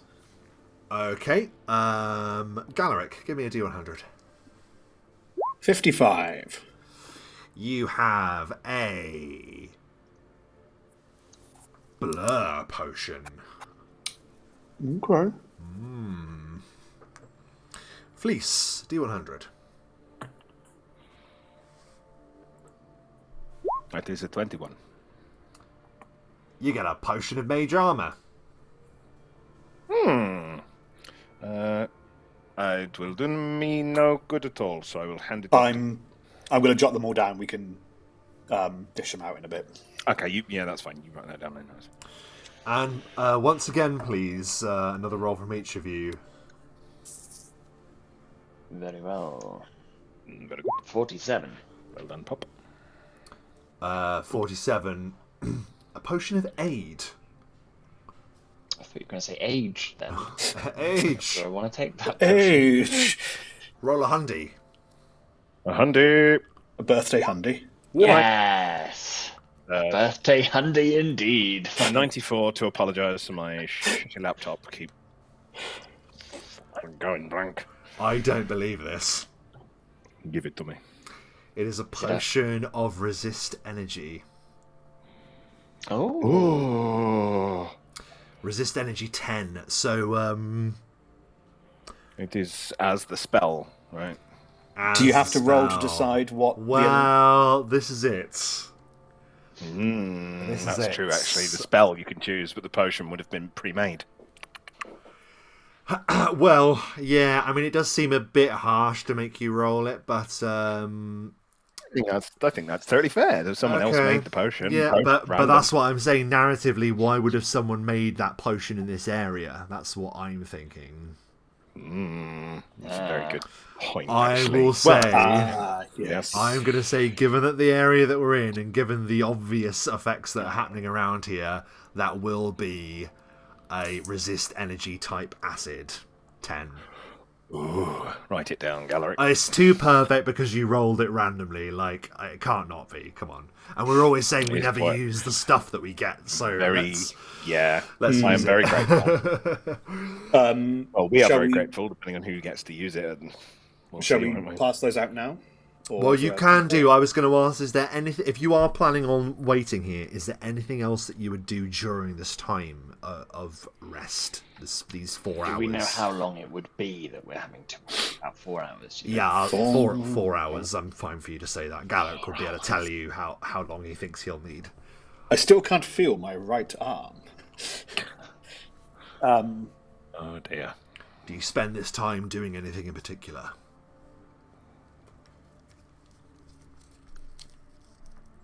Like I say, I've gone around the corner and I'm standing guard to see if anybody tries to come through so I can alert them. Okay. It is, as you are waiting, you note that it is getting darker and darker. You will remember that this day you have arrived at South Point, had dealings with Cole, Tundra and Brett Harpfire, moved through the city, engaged with kobolds and a mysterious elven seer of some kind, and now you watch as that water level drops lower and lower and lower. And that, I believe, is a great time for us to have a short break. So, if you enjoyed this video so far, don't forget to like it. If you'd like to see more like it, then go as a subscribe, and we shall be back after these short messages.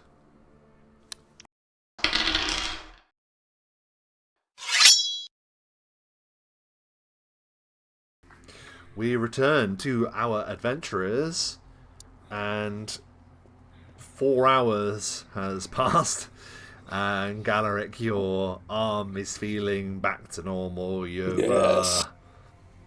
nursed it and taken the healing to heart to return it to where it was. Yeah. And peering down the trapdoor, it is as you had suspected.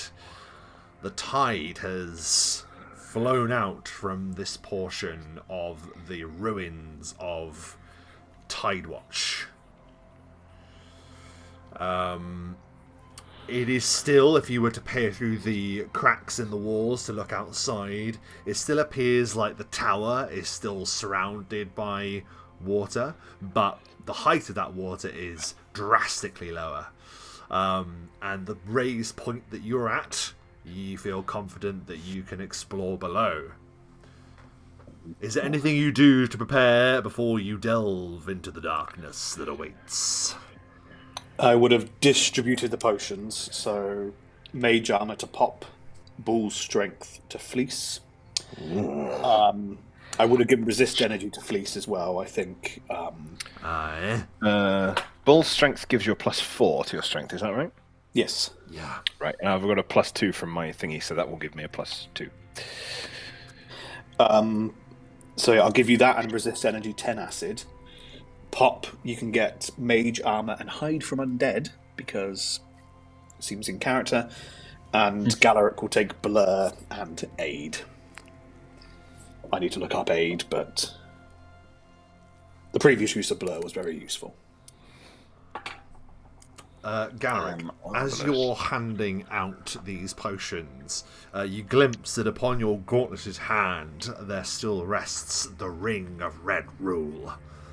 It gleams a red glow. The gleam doesn't ever seem to have left since you put it on, but you can't help but feel that it is almost like set in celebration almost of recent events. Well, it seems wrong, so better safe with me than somewhere else. I'll just keep an eye on it. Okay, so the go ahead. Pop will top up his mage armor, because I suspect that would For sure, yeah. have 4 hours plus 6 points and stuff.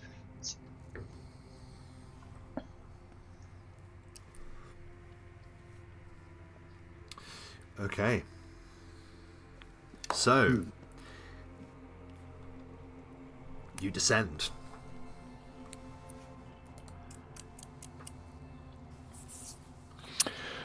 I have low light vision, so I will go first.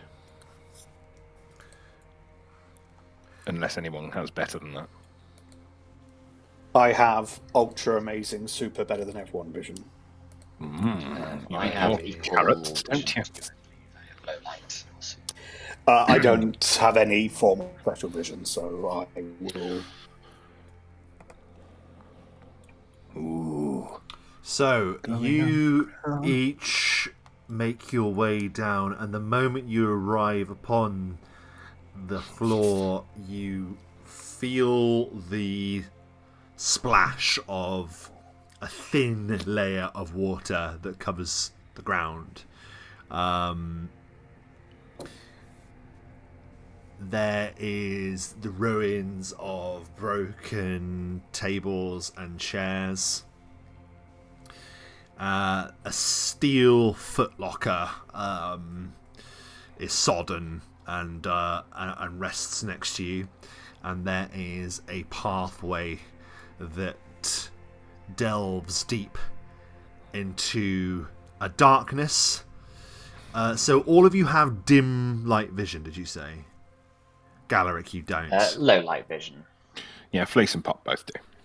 Nothing. Galarick, it is very dark in here.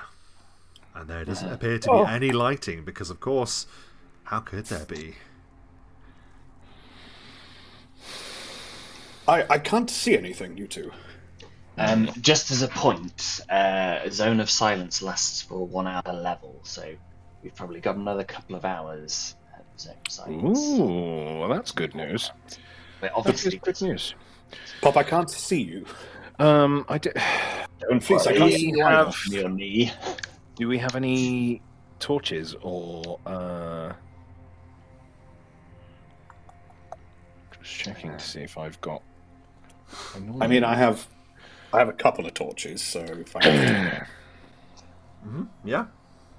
I'd assume, as adventurers, you wouldn't dream of leaving the house without torches, would you? About a couple of torches. Well, no, to be fair, I usually do write on every character sheet. I usually take the time to buy the mundane things, I like to. Yeah. sunsticks, but I didn't this time for some reason. Don't know why. Rope, any of that. I'm not gonna viciously enforce it, but if you are going to need to throw it down at all, then you're just gonna have to remember that, okay? Fine. But yeah, you can see that the pathway ahead is lined with murky puddles of seawater. Of course, you can smell the salt. And you can see that upon the walls there is this murky green weed just clinging, and algae as well to the walls on either side as you descend. Oh, that lovely, slightly fishy, salty ocean smell. Exactly that.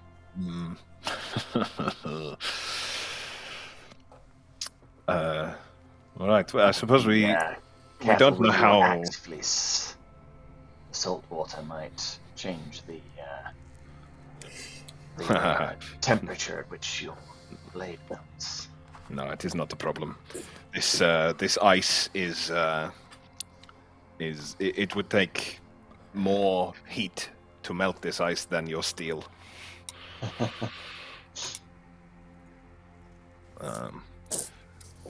However, I am worried a little bit that we don't know how long the tides take to come in and out. So we maybe perhaps better get moving.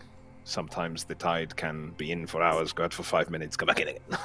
So you can give me a... I'm just trying to think what would be the most appropriate check for something like that. Geography? Or straight intelligence? Knowledge, nature. Knowledge, nature... Oh, I don't actually have that. I'm not It's not to endorse for A straight myself. intelligence check will be absolutely fine. Pop, if you prefer, you can use your level because of something you've encountered in the game. Okay. 14. 17. Pop, you remember the lunar cycles being shown quite handily by the moon swine daubings in that cave. You all live in a world with 3 moons, and as such, those 3 moons play a rather strange game when it comes to the tides, and as Matt quite eloquently put, sometimes the tide will go out and it will be a day before it returns. Sometimes the tide will come back very rapidly. It is difficult to know what that will be without further investigation or thought. So it is a little bit of a gamble, so maybe we need to get ourselves moving. Let us go. Very good. Yes, let's make haste. What is this footlocker here? Yep, there is a steel footlocker that appears to be chained to the floor. I did not see this. Yeah, let's have a look then. Do you open the footlocker? I will attempt to, yes. Please make a reflex saving throw. Oh dear. I could have checked that for you. But you didn't jump in time. I was far too eager to open it. 9. In horror, Galarick, you open the chest and you see a device clink, clink, clink, and then as you see a flint go tsh, and a bit of smoke goes poof. Oh no. The trap that was in the chest malfunctions. Oh, I thought you were like diseased or something. So a bit of you would have. fireball to the face. I wanted to see if you would roll just to see how well you would do. So in other words, if that had been successful, something would have affected you. But clearly that this place being filled with water has done a number on the various things that you will find down here, for good and ill. Inside there is a number of items. Clams. Clam. So, first of all, I would like you each to roll a D100, please. 30. Well done, Galarick. 21. 21. 39. Okay, so the 21 is a scroll of detect magic. Oh, well, we can sell that. The 30 is not a useful. scroll of flare.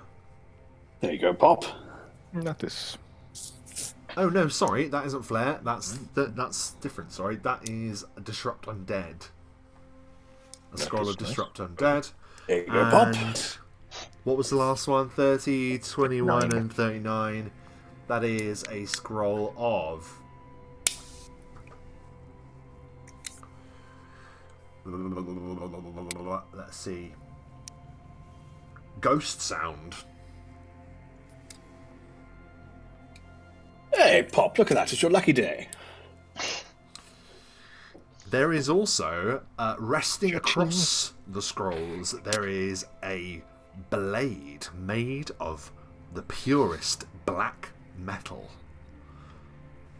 If Galarick, you were to take it up, it would feel as if there's like a resonance when you move it through the air, as if the blade is so sharp that it effectively would seem like it's cutting the air almost. Well. You have discovered an adamantine falchion. Ooh. Now that is something. So adamantine acts as a masterwork in the sense that you get your +1s to attacks and damage, but of course it is rumoured to be able to bypass a number of various damage reductions, and is an innately magical property. This can be seen as an investment. You know, Galarick, that this, when melted down, could be used to create other items too. This is a very rare material indeed. Yes. Such a thing to be stored in a footlocker of all places. It seems almost like a ceremonial way that it's laid across the things that you find here. There is... Bear with me 1 second. Let's see. There is also a number of other items.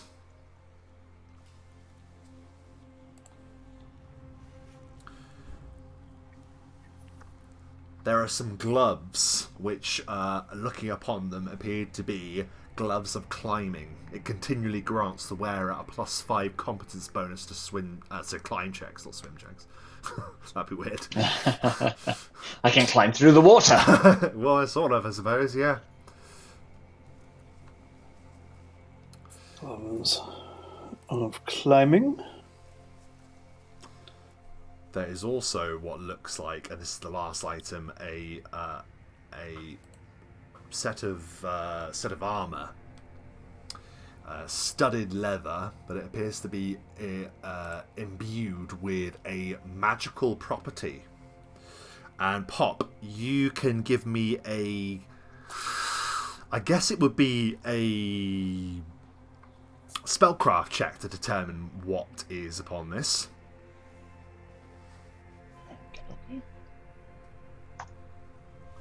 20. This is called the Armor of Magic Eating. You heal 1 point of health per caster level if you save against the spell. Ooh. Ooh, that's Flís, what are you wearing? I am wearing my blue ice chain. Never mind. It keeps my skin cold. I see. You estimate that this would, in addition to the studded leather cost, which I don't have to hand, in addition to that, the overall cost, you would add 10,000 gold pieces to the Armor of Magic Eating. Wow. So it is a costly item. Again, it is... I could actually wear that because it's lighter. And it would count as, it's light armor, and because it's got the magical property, it is automatically masterwork, I believe, right? If it's got a magical property on it, giving you a bonus to the AC. Yeah, It is. I wonder. No, I don't think masterwork gives you a bonus to AC. It gives you. Oh, it's armor moves, check penalties, armor isn't it? penalty. Yeah. That's it. I wonder if you were to cast like invisibility on yourself, if that would then heal you. It's If if you you save, You would have you to try and cast it on yourself and save against against the it. spell. Yes. Yeah. Yes. Never mind. And it's only 1 Nice point of searching health, for right? a loophole. Yes.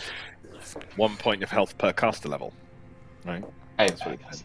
Per caster level, yeah. So, you would. Yeah. It's not bad. You would heal if you successfully save against the spell. Well, as Pop's putting on the new armor, Flís, would you like these gloves? I am already wearing gloves Mitts. that give bonus. I'm wearing gauntlets, so I'm wearing +2 strength gloves. Gauntlets of ogre power. The only item in the game that gives a +2 to strength. Well, why don't you do a switch? I'll take those, and you take these gloves of climbing. I am actually pretty good at climbing without the gloves. Thank you very much. I just feel the climbing bonus will be lost on me because I'm not a good climber. I'll put them on nonetheless. Here's what we'll go ahead. Put them on, or just put them in your bag. Put them in the bag of holding, and we will remember that we have them if we wish to sell them on or something in the future for I'll make a note. potions for ourselves or something. Now, is that everything from the chest? It is everything from the chest. The tide. I am scared of the water and drowning. I am from the mountains. Once Is there again... other stuff in the room, though? Sorry, Dom, go on. I was just wondering if there's other stuff in the room. Smash crates. You can probably find some rotted food in one of the crates. Nothing really of interest. Maybe a bit of rope. There you go, you find some rope. Oh, rope. It's probably a little bit rotten. Yes, wet rope. There you go. Nice bit of wet rope. It does cross your mind once again that, like the kobolds' stash, that this is sort of an odd place to have quite good magic kits just lying there, like in this antechamber almost into this floodway. A stash of some kind is probably the best way of putting it. Regardless, you have fully cleared the room. Very well, let's continue. And continue you do, and you find the path is winding.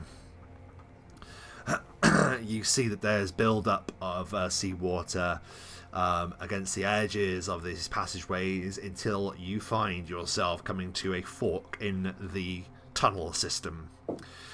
Around you, it's worth pointing out that above you there's ruined scraps of building and stuff. This appears to be a way that has been pushed through by the water itself. Like, it looks like ruins and debris above you, like climbing through the wreckage of the Undercity here.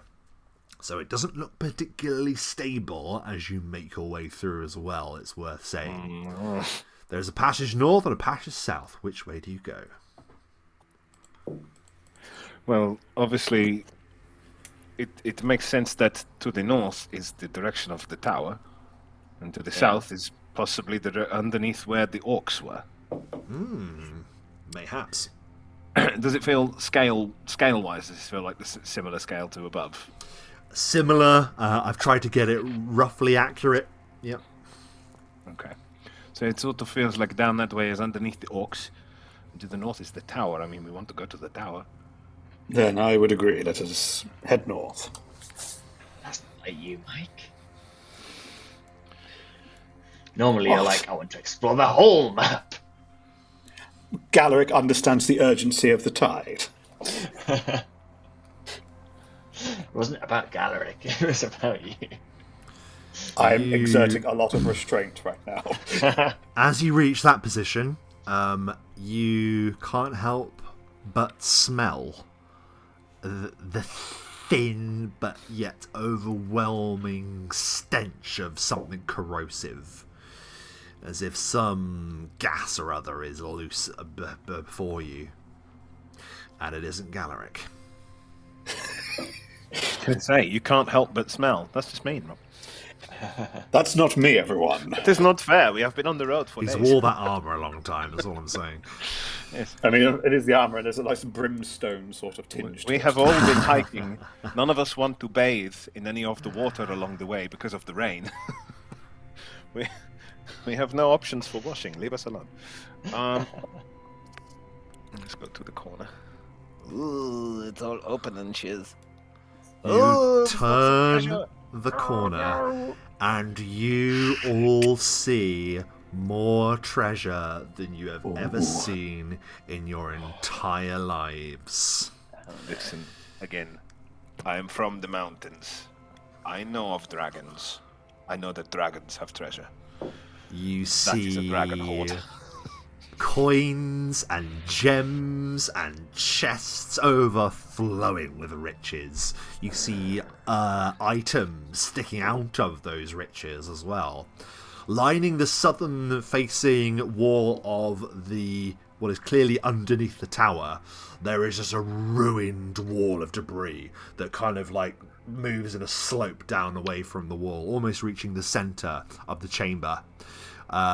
A number of chests line the walls, and you can see a bit of debris coming in from the northern area as well, but to note that fully would require moving further inside. I know it's nighttime, so it's hard to tell. But can we see any moonlight or anything coming through in here? Does it seem like it's open? So, great question. Very astute. You see the telltale signs of refracting silver light, which is what you would often think of if you were looking up at the moon from beneath the water. You can see that some form of moonlight is glittering here somehow.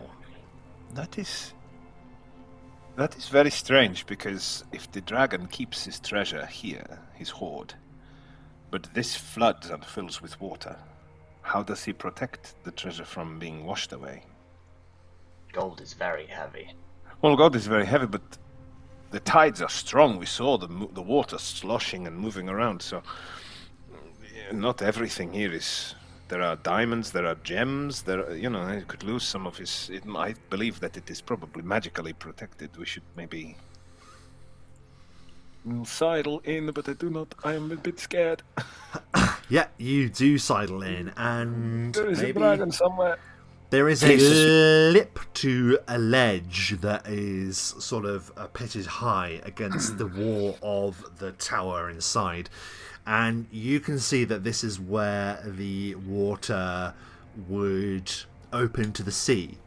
You are looking at sort of like a subterranean entrance into beneath the water. So if you imagine, you would submerge, go down for a bit, and then eventually would find your way up into the open body of water. And you can see through cracks glimmers of that moonlight that is causing that refraction and lighting this particular room. You imagine that the dragon takes a little dive and then comes up almost like a U-bend to land in this thing, thus making sure that the treasure is kept in here, but also has access in and out as it pleases. You see great claw marks on either side of the walls. I was going to ask Pop, because you have more knowledge generally on these things. If you know of dragons, do you know if they are partially aquatic creatures? If they are some types of dragons. Some can swim, wouldn't they? You got a 25 on your check against dragons last session, so I don't mind reminding you, Pop. You are very aware that if this is a green dragon, it will be able to stay underwater for a very, very long time. Pop will launch into a short lecture about green dragons not technically being aquatic or amphibious as such. However, due to their nature, they are able to adapt very well to life underwater and able to spend a lot of time underwater swimming if necessary, holding their breath for extreme lengths of time. Though not technically aquatic, one could classify them as such due to their abilities. I think that we should not touch any of the treasure. Can I use detect magic to tell if the treasure is got any magical defenses or traps or indicators upon Don't it? even cast magic in its direction. What are you doing? He's crazy. It's not casting it in its direction, it's casting on me, and I'm looking. This is true. You immediately tell that there are a number of powerful magical auras coming from the treasure. And on sustained reading, you can tell that there is a very powerful magical aura coming from the chest at the very top. There is an aura of evocation, as well as some mixed messages in terms of other kinds of spellcasting that lies within. Whether that's the items that are inside, or whether that's some insane spell ready to erupt, you are not sure. There does appear to be another spell at play within the chamber. You're looking, Pop, at Flís's feet. You see that the half-giant is standing upon the very perimeter of an alarm spell. Don't take another step, Flís, says Pop suddenly. Be very careful. Why? Somebody, or perhaps more accurately, something, has cast an alarm spell. Now, an alarm spell is No way. simple magic. Oh my God Almighty! No more. I've had a headache. All right, I will not step any further forwards. Do you know where the perimeter of the spell is? Is it basically where that lighter colour meets? Correct. Correct. So we could approach the chest without setting up. I doubt it. Does that mean that the edge of the room over this side, so we can get past it towards the corridor? It looks like that there is a thin corridor you could use to go around. Yeah. Oh. Follow my steps very carefully. Your lives may depend upon it. Hey, and it's happened. For That's gone. flip's sake. Yeah, I know. Just mad. Marty bread. Marty bread, Marty bread, Marty bread, Marty bread. He's back. Hello. That wasn't my laptop that time. You all just froze. Oh. I don't know what happened. A different that was roll 20 Just this roll time. 20. That's Okay, well, that's I would say that's progress. yeah. We're down. I was back in second. Roll That's 20 all. always I'm does happy that. with Yeah, So, that's true. Pop, you come to the very lip of the opening there, and as I say, it kind of rises up and then down, thus It is effectively a being U-bend. a basin, a U-bend, absolutely. And beyond, you see, well, you can step around the corner if you like. Oh, I can Yeah. see. So you will find that basically just goes off into the edge, and you will see that you would Not first Flís. submerge What? into the. He's not on it. He's fine. No, it is the edge of the light, which is here. I did not step over the edge I of thought the your light. token just went whoosh straight through. You see that, yeah, you would absolutely go into a pool, and then if you were to submerge for a little bit, you would then be able to swim up, and you would then effectively come to the surface of the water, at the side of the tower. You can see that this is effectively like a diving pool for the dragon to just shoot down and then swim into its accumulative hoard. Do we see any other way up the tower from where we're stood? If we look directly up, Not here. You suspect that maybe there might have been a way on this end, but it appears to have been completely covered with debris. Look at it now. At first you thought that, like everywhere else in this place, it was just like collapsed, but now looking more decidedly, you can see that this debris has been pushed there, okay. and there's tons of it. Sneaky devil. Not to Nice be a bit of a touch, pessimist. this chest. Sorry, go on. I was going to say you can go first if you like. I just wanted to see if it was trapped. I don't necessarily want to open it. Just have a little look. You can tell that there is powerful evocation magic upon the chest, and its design is similar, not the same, but similar to that of the one that Galarick attempted to open. Go on, Galarick. Yes, Galarick, that is a good idea. You open the chest. Don't open the chest. This dragon is in allegiance with the Marauder, this Maxym. Yes, Chapter-General Maxym. What is the likelihood that if we come across him, we're also going to end up dealing with a dragon? Depends if the dragon's flying out and about, I suppose. What's the likelihood that it's going to be better to attempt to deal with a dragon on its own and not as part of a larger force. I understand the risks involved are very high, but tactically... We attempt to take out a dragon right now. The benefit here is it doesn't have the means to fly around too much in this space. How high is roughly the area? You think that the height of the room is about 80 foot.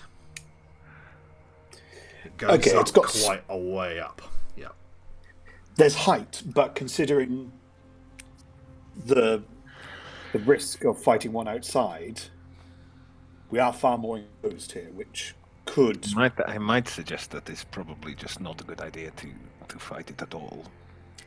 I know. Ideally, we could be in and out without having to harm anyone.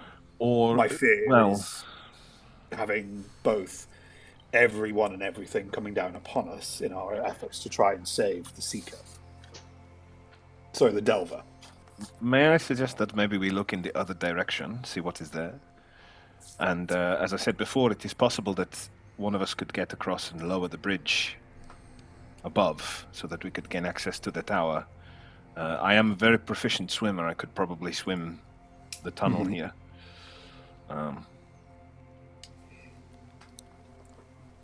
It is a thought. We should see if it is. I am not suggesting that it is a no. If we have to fight it, this is probably a good place to do so. But I think we should try to find ways to not fight it if possible. I think it is probably beyond us a little bit. What do you say, Pop?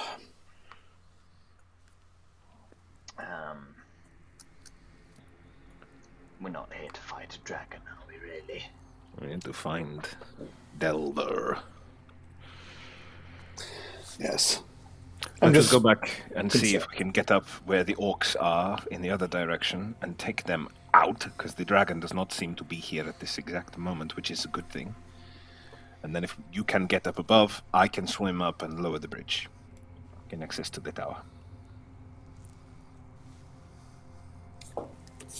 Fair enough. Let us see. Let us have a look down the other way and avoid the spell of spelldeath. Yeah, you keep close to the wall and then retreat back the way you came. And soon you are able to return to the fork in the channel. And as you make your way down there, you see that the chamber beyond opens up to a wide cavern. There is a number of bits of debris smashed into the corners of the wall. This is clearly where a number of tidal streams would connect and smash together, you imagine. As you come around the corner, I require you to do a spot check.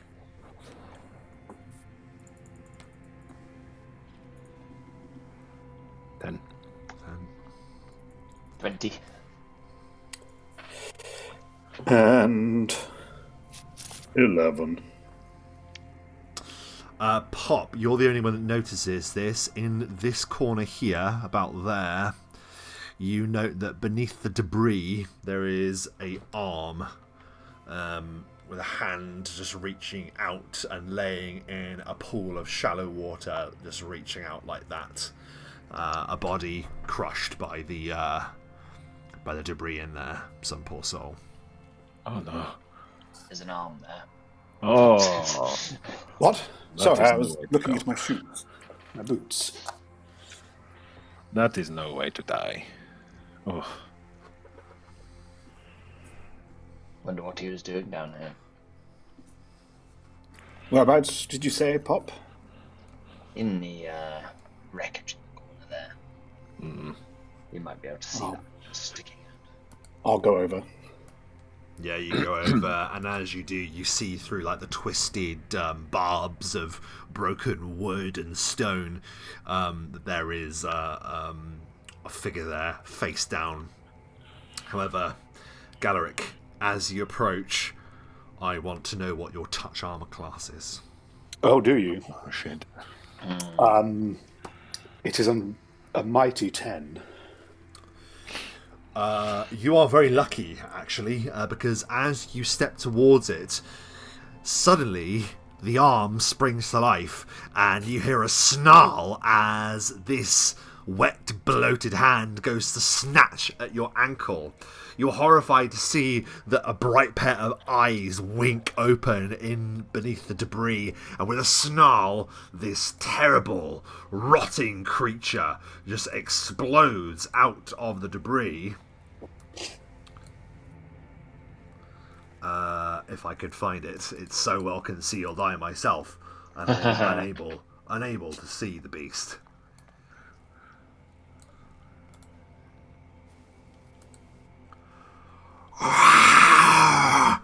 Roll initiative.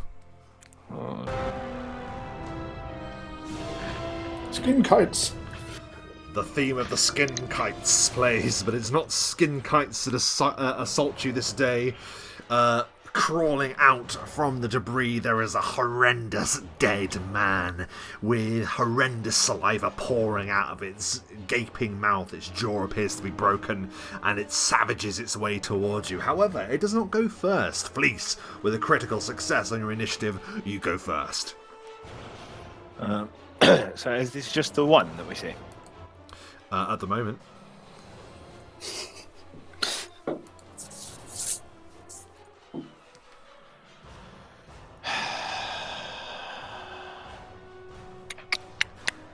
You can give me a spot check if you like. That you all can. Go on, I'll give you a spot. Oh, 22. Flís, you are alarmed to see that there is one that is crawling out here as well. Right next to you. Oh, well, that actually saves me a bit of a trip. And then there's another one that appears here behind you. Ooh. Actually, how far is that? It's only 25 feet, so 10, 25. Right, okay. I can. Okay. I will go for this one. It's time. I think this guy... he's crawling out, right? Yeah. I mean, I guess if he's still crawling, he might not, but he can have an attack of opportunity, I guess, because I'm going to charge. So he hasn't acted yet, so he isn't able to do an attack of opportunity. So Oh, is that? Oh, I didn't know that was a thing. Yeah, you have to have acted before you can make an attack of opportunity, yeah. Totally fair. Okay, so I'm going to talk you through this. This is my new feat. I will do a charge. My ultimate technique. It is my ultimate technique. I'm going to do a charge attack. But when I get to here, I jump the final 10 feet. I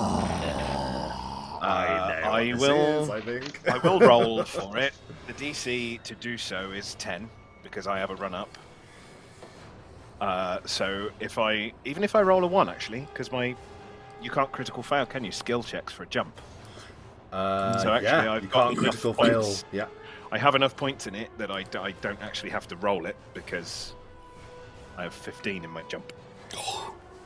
So I can't fail. So, do you want me to roll it? No. If you can't fail and it's a skill, that's fine. Yeah, you make the jump, no problem. So I do a running jump charge. I land in the square, boom, and I do a leap attack.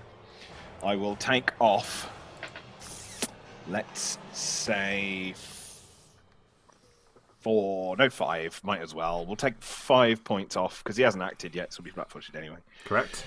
But I will add 2, because of the charge. So this is the first time I'm doing it, so take off 5, add 2. 24. Yes, that is a hit. Okay, let me just figure this out. for my charge. So it's 5 makes 10. So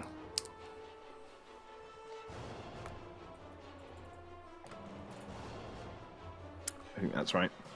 So for my leap attack, I multiply my power attack by 3, doing 53 points of damage for my charging leap attack. Oh my god! As he jumps through the air with the axe above his head and literally, in slow motion, brings it down into this creature. And what is it like as it is immediately just destroyed? I think, yeah, it's crawling out, so he just gets it in the back of its head as it's coming through, which knocks the axe and it down into the water, causing a sort of almighty splash to come up around them both. As they both land in the water, and water just sort of masks the whole thing, really, as he splashes down.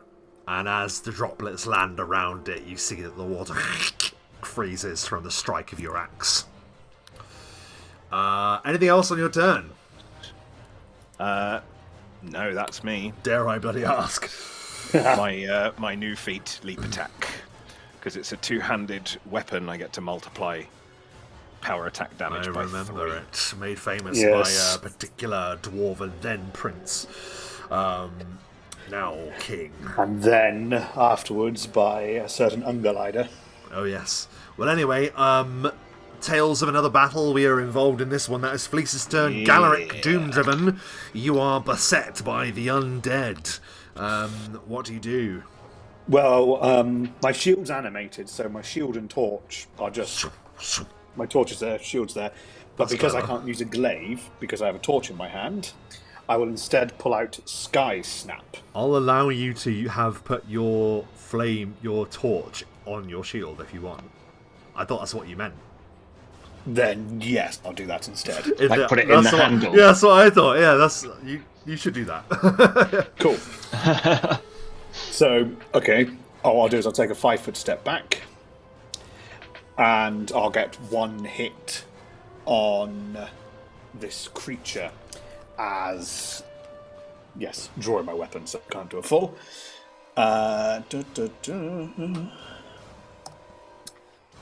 Not as impressive, but let's see, 27 to hit. Easy strike as it lunges out of the debris. You land the strike. 13 points of damage. What is it like as you kill the creature?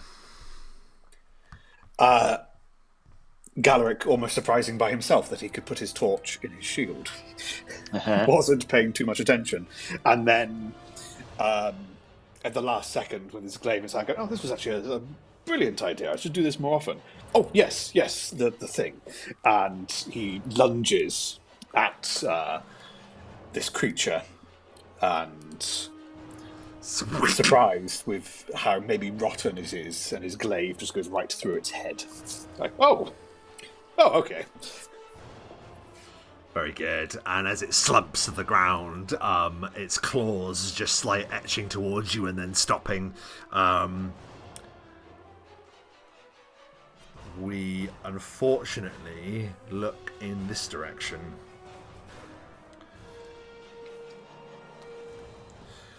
There is an explosion of debris.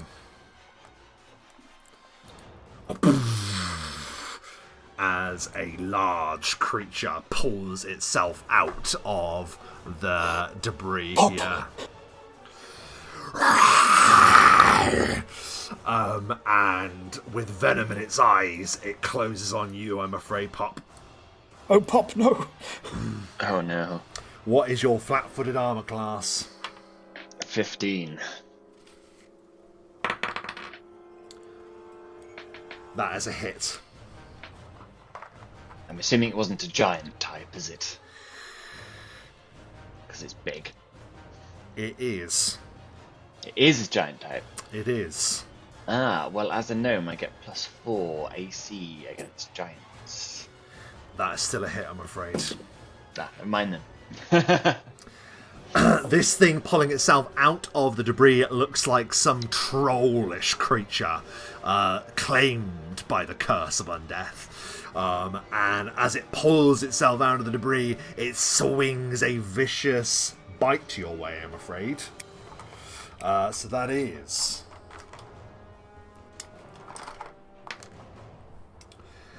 7 points of piercing damage.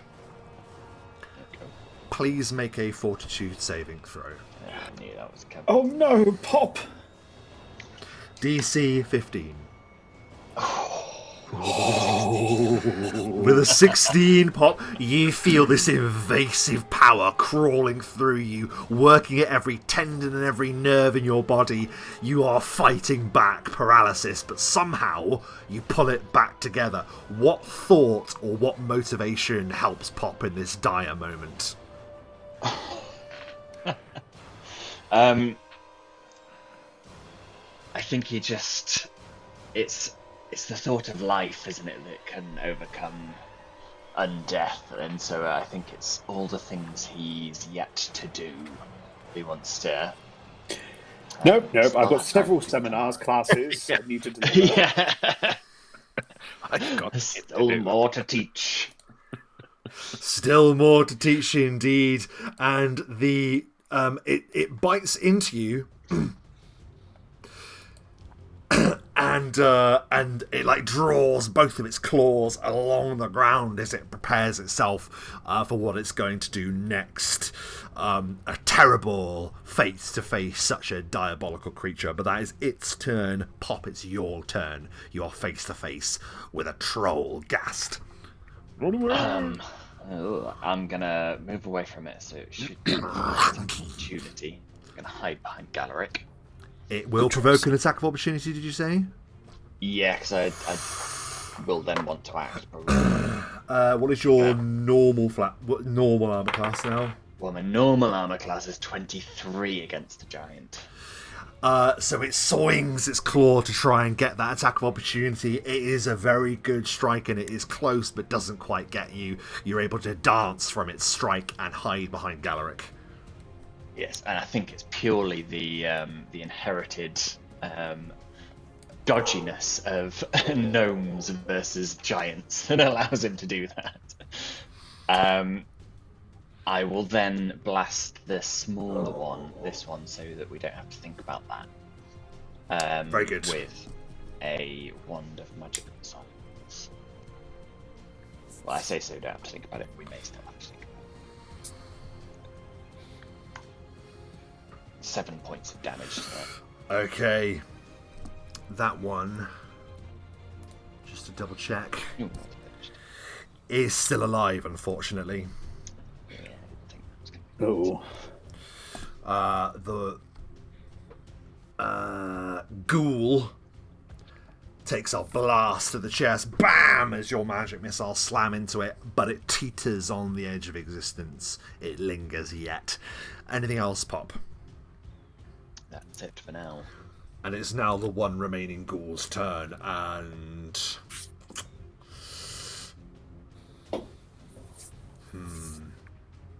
5, 10, 15, 20. You could get either of you, really. I think it'll probably to the side of its...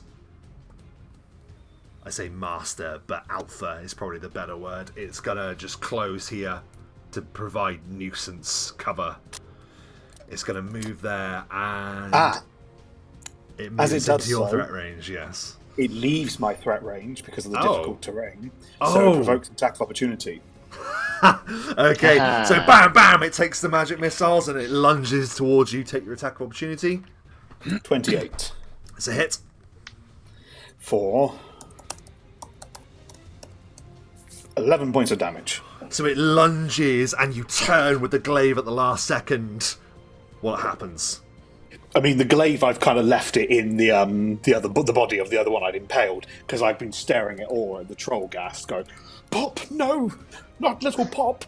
And as Pop's gone behind him, I've seen the other one, I've literally just done an overhead arc with the glaive. And just splat, kill it as it is reaching for the pair of you. Great work. That is the ghouls taken care of. We're back to the top of the round. Flís, you turn and you see this abomination pull itself from the darkness. What do you do?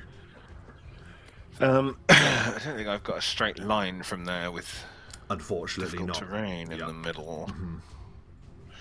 So in which case...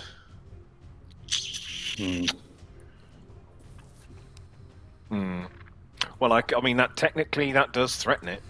Does. Yep. Actually, that's a really good point. That is a straight line, isn't it, to there? Yep. And I So could, to his because it does squares, say with the jumping tax, as long as you land jump-wise you'll be in a jumping square and swinging like that as you come down. Yeah, no worries. Yeah, go for it. In which case, I was just going to hold off really and delay until it moved. But in this case, I will want to do that. Don't let it attack you. So I will do my attack. I will run, leap through the air, axe up behind me, and bring it striking down, hopefully into its head. So we'll take off 4 from this one. Okay. And then we'll add 2 back on for the charge. 23. Bam! You slam into the side of it as it's advancing on your friends. Roll your damage. So that is... 13, and then 4, so it's 8. 8 times 3, 16... 24. Thanks, Mike. I'd have got there. So that's... numbers. Oh, 2 1s in there, damn it. 44 points of damage. Very good. As he leaps through the air, and as it's off to the side, I think that the axe is kind of off to the side, and he sort of does it as a landing, glancing across his body kind of blow. Very good. And you carve like a great blue icy line through him. And then he staggers back, hits the wall, and then lunges forward with renewed ferocity. But it isn't quite its turn as it pushes off the wall and goes into another attack. Ooh, Galarick, it's your turn. Well, I will take a full Driven. round of attracts. Attracts. I shall. Lay the track down, yes. Attack number 1, 28. It's a hit. And attack number 2, 18. Turns aside on its hide. That's okay, I shall do... Bosh. Oh, Maximilian, 16 points of damage. Yes. As Galarick, he's been holding it kind of like a sort of a spear pike. He inverts it so it's like this, and then just reaches over Flís with a sort of like an overhead stabbing motion. Oh my god, it makes a terrible cry as your glaive just slams into it, and it buckles to a knee, and then it just throws its arms wide with a terrible roar. It's still going. And it's now its turn. It's going to move here. 3 5-foot step. That actually is not a free 5-foot step. Because he's still... Has he moved into... Oh, you just attacked him, I suppose it is. He's moving through my difficult terrain, so it's a 10-foot step. Okay, so then in that case, he will be just doing a single attack. However, I require 5, 10... Is that not an attack of opportunity if he's moving through our threat range and it's not a 5-foot step? He's moving towards you to attack you. So He wasn't leaving my threat. Moving through a threat range. He's just moving to attack you. You're not getting an attack of opportunity for that. Absolutely not. No, I know moving into and attacking doesn't, but moving through a threat range. He's at a 3 5-foot step to attack you. And you dash through it, you don't get it. It doesn't get. No, I get if it's a 3 5-foot step, but it isn't. Okay. Can you each, and I say each, actually it's just you and Galarick. I should have asked this last turn, but I forgot. Make a fortitude saving throw for me, please. DC 15. Is it a poison effect? Let's see. I'll waste my natural 20s. It is a poison effect. It is. I get a lovely bonus. Plus 14, so 21. Both of you are able to firm your iron guts. You are not sickened by the presence of this creature, as its stench just radiates from it in a 10-foot wide area. Pop is just outside of that. It has now moved, and it will now get its one attack against you, Flís. Possibly a critical. Oh, glorious. That... Sorry, what is your armor class? 17. That's a critical. Roll me a D100, please. Glorious. 47. That is a critical multiplier. Very lucky that it's just the one attack. It just comes in and it's gonna bite you, and its bite does... Okay. Hold on to your butts.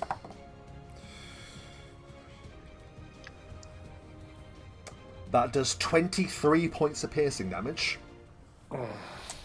And please make me a fortitude saving throw. DC 15.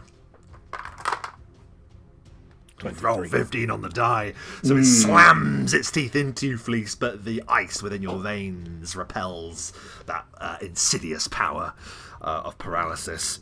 That is its turn. Pop. Ow. Pop will fire another couple of blasts from the wand of magic missile because it's undead, so I can't do much else. You do have a scroll of disrupt undead. 5. I do, but I think it's probably a bit late in the fight. Fair enough. 5 points of damage. And who would want to take the cat away from you two? As you take the gas to exactly 0, Pop, how do you kill the creature? The sloppy gnome. That's not what I meant. It lunges once again. How do you kill it? So I think because of how we're stood, he's actually firing through the legs of the other two. And it just goes like up through Galarick's legs, higher through Flís's legs, and then just catches it in the gut. And it's lunging towards them. And wow. just splits it open. It gives a gasp, reaching for you once, twice, thrice as it falls backwards. BAM! And breaks upon the ground. Congratulations, you defeated the ghast and its ghoul flunkies. Pop, if you ever take that maneuver again, I strongly request you to do it slightly further away from my southern regions. That was a little... well, you got me concerned. It's okay, I had the perfect shot. Yes. This never misses. I see. Well, I don't want to see your little wooden wand between my legs again, you hear me?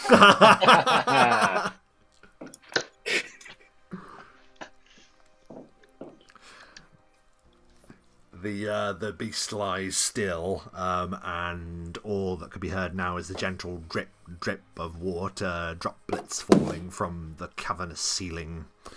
I hope that we didn't alert anybody up above. Indeed. And they have got the sound of the ocean and stuff, haven't they? So, I mean, we we were might silent, have had but some they cover. probably weren't. Oh yeah, we were silent. Yeah, but it wouldn't have stretched to their like roaring and stuff as they came. What's around here, my friend? Pop vanishes round a corner, and as the Pop, where you others going? follow, you find a narrow walkway. Curious. And you once again find another footlocker. It matches a similar style to the one that you found previously.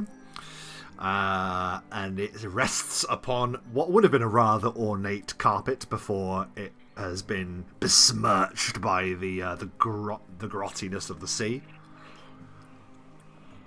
once again chained to the ground, and lies in wait. Can I search it for traps?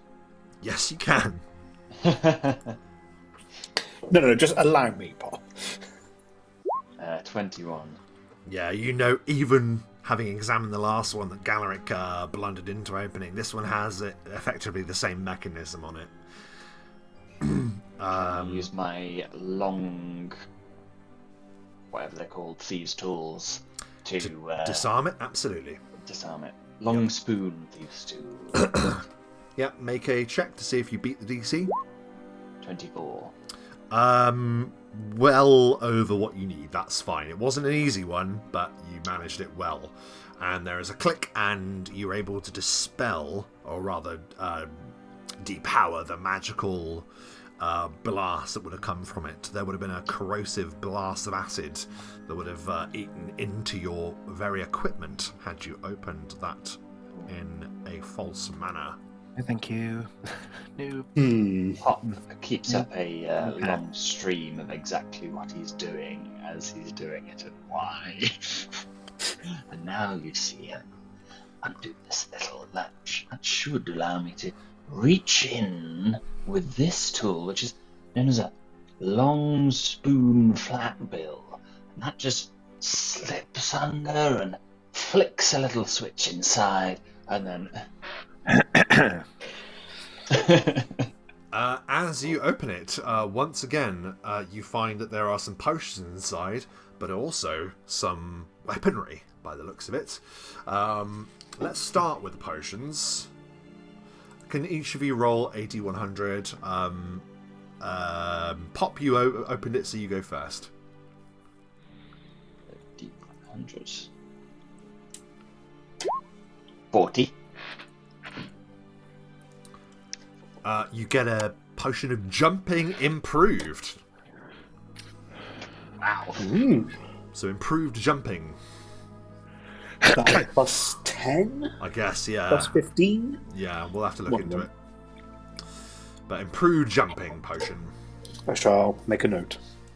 And Flís, if you'd like to roll next. Improved 84. jumping. A potion of wizardry. Oh. I don't know what that does. Wizardry. Well, you don't know what that does, but Pop, could you give me a spellcraft check? One, because I want to know, but also two, because of something else. Spellcraft. Yes. 15. I'm going to say that you can use this, by the way, because it's so rad. This special, it says ring in the description, but power comes in 4 kinds. Wizardry 1, 2, and 3. So this is Wizardry 1. All of them are useful only to arcane spellcasters. Do you count as arcane? You do, right?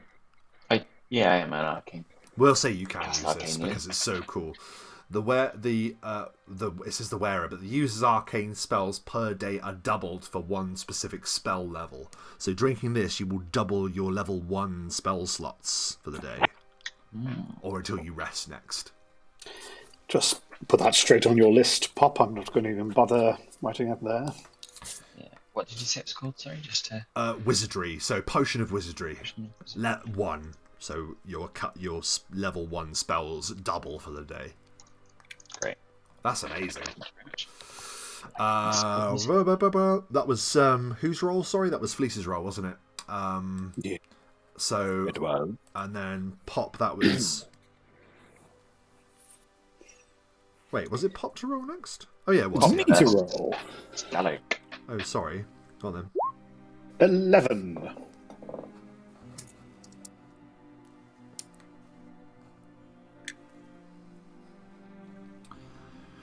$11. Where is it? Hey, a potion of invisibility. There's normal invisibility, however. I shall slide that to Flís. Maybe for you. I don't want that.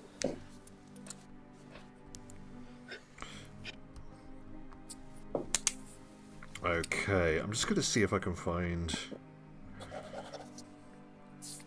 something here. Thank you.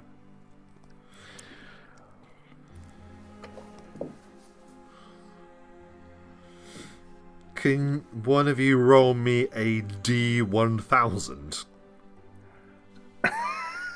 Pardon? Can one of you roll me a D1000?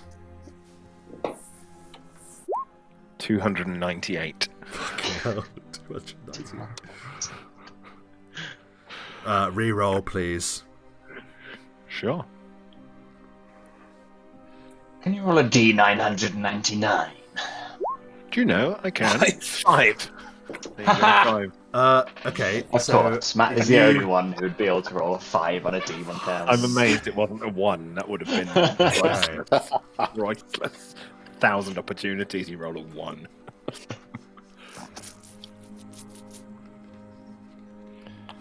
Can you also roll me a D20, please, Matt, as you already rolled that one for me? Yeah. 18. Higher than the D1000. Okay, so this is a dagger of the charge breaker. Charging targets knocks them prone with this dagger. So as you charge them, or as they charge I'll have to you? look up the actual property, but the property is charge breaker in the magic item compendium. So I'll just write dagger of the charge breaker. Dagger of the charge breaker, and we'll look up the charge breaker effect another time. Brilliant. Can we have two more D1000 rolls, please? Go on, Pop. 1,373. You find a battle axe, Pop. Can you roll another D20, please? 16. Pop's found his mum. Sorry. You take that back. You take that back about my mum. Sorry, I don't know where that came from. I'm so Oh, this is weird. So you find a battle axe of defending. So you add the enhancement bonus of the battle axe to your armor class. So it just has a +1 bonus. So you would get +1 to your armor class if you were to wield this battle axe. That's for one of you two, I guess. Galarick, for when you go that out would to be use for defense. That would be for Galarick, wouldn't it? Really, because I've already I'll got make the a note. +1 heavy mace of cold and the axe that I've got. So One more weapon roll on the D1000 table, please. go ahead, Galarick. Give it some. Make it 1,000. Make it high. Or a 1. That'd be good. Still want a 1. You sort of want it in the 873. Yeah. Okay. A short sword. Please roll a D20, please. Okay. Oh God, I love this random effect. 20. This is like back in the day when I got a plus whatever magical returning Just throwing some mental artifices, just like getting Just rid a of. sword. Yeah, it's like I'll just throw this together, whatever. Ooh, A natty 20.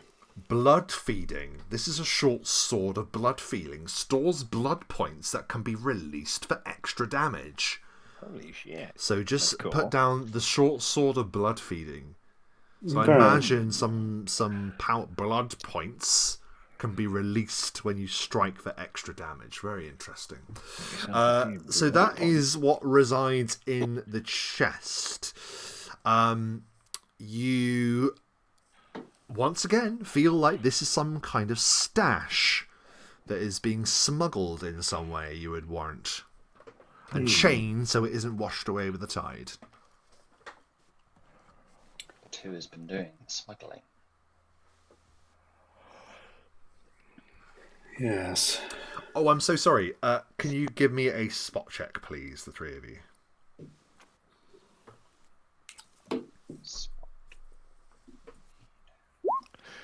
14. 17. Very nice, Galarick. 22. Galarick and Pop, as you are pretty much satisfied with your looting here, you see that there is a rusted iron key tied on a chain at the bottom of the chest. What's that? Well, we should take that, shouldn't we? As you pick it up, it appears to hum with a magical resonance. Not harmful, but it appears to have some spell on it. Pop, you can give me a knowledge spellcraft if you want. Spellcraft check, rather. Natural 1. This is the one key that will unlock the powers of the world. Do you know what this is? There's a children's story, you see. Most people don't think it's true. However, this is proof of something I've thought for a long time. I think you're tired, Pop. One key to bring them all, and in the darkness. You see the scratching on the side? It may look like random scratches, but no. You see, it's actually in a very difficult language that only a few know. I won't speak it here, but... It's a secret only fire can tell. It's quite cool. I was going to say, is the key hot? Is it hot? It's my favourite little in-joke for that film. That you are comfortable to say and decide amongst you all that is that particular stash that you found in this submersed area. Can you give me a listen check, please? A listen. 10. 14. No, you're 22. A 22, sorry, your 14 came up as I pressed it. 20. Nice timing. Pop and Galarick, you're too busy joshing about the one key. Flís. No, it is true. It is Flís true. doesn't get the joke. You, however, seen that can't film. help but hear. Maybe it's the fact that you're used to You're used to sounds echoing off rock. Perhaps you can hear the unmistakable splashing of approaching water. Of approaching water? Correct. Shit. Okay. Methinks we're about to die. Just a quick question, guys. I know you're making jokes, but can either of you swim? Very much not. Then we need to get out of here, because it's about to fill up with water. Trust me, it's about to fill up with water. Now, let's go. Let's go. We don't have time. Move. Okay. Which way do you go? Is there a way near here? Oh, crap. We need to go. We The don't want way to go back the way we came. you came, and there's another path that leads further to the east. Where is Pop? Pop! Where did you go? Did you run ahead? Pop's with me. You round a corner and you find yourselves moving through a winding tunnel, and you're starting to see water running through cracks all around you. The stairs. However, there is a large flight of stairs that goes up high above. Oh, but this obviously leads into the area with all the green glowing shit. With all the magic. I don't want to go. Okay, fine. We are going to It is currently locked. Shit! Oh, no. I'll cast knock. I mean, I can just break it open, if you prefer. You can try and break it open, and then if that fails... How do you try and break it open, please? I will be going for another just straight strength. Very good. 16. You slam your shoulder against the heavy set doors and they do not move. Flís, use this and I'll pass him the falchion. Isn't that a sword? The material, Flís. Oh, because it's This can cut through. Bypasses hardness, correct. Take this. I want it back. Wow. Alright, so that will just be an attack. An attack with your damage. So the Falchion 2d4 does 2d4 plus your strength. Yeah. Same as Grey Axe, 200. And it crits on an 18 for fun, but there we are. But you can't crit on objects, unfortunately. 'Tis a shame. 11 points of damage. There's a as the adamantine blade just carves through sort of like the lock part of the door. There, however, is still a thread of it remaining. You watch as the arcane spell upon the lock struggles to hold the thing together. I mean, I'll just hit it again. Water begins pouring at the bottom of the stairs. At 10, there's another shring and another sparking scrape from the adamantine blade, and the door opens of its own accord because the lock is no longer there to hold it open. And as it does, you are met with a fiery blaze. I don't think this is better. We can't turn around now. The water's filling up.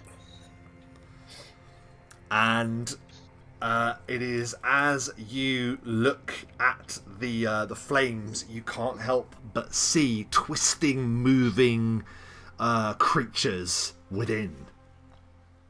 Uh-oh. Uh-oh. As a number of vicious-looking drakes turn to look upon you, crawling from the green fire that surrounds this room. That is where we will end our session tonight.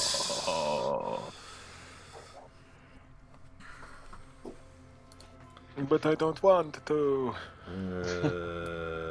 Yes. So, as we come to the end of the session, we will ask the question that we always ask at the end of our sessions. What are your thoughts on this evening's proceedings? And we shall begin with Mike. Yeah, interesting. With kind of what was the Averios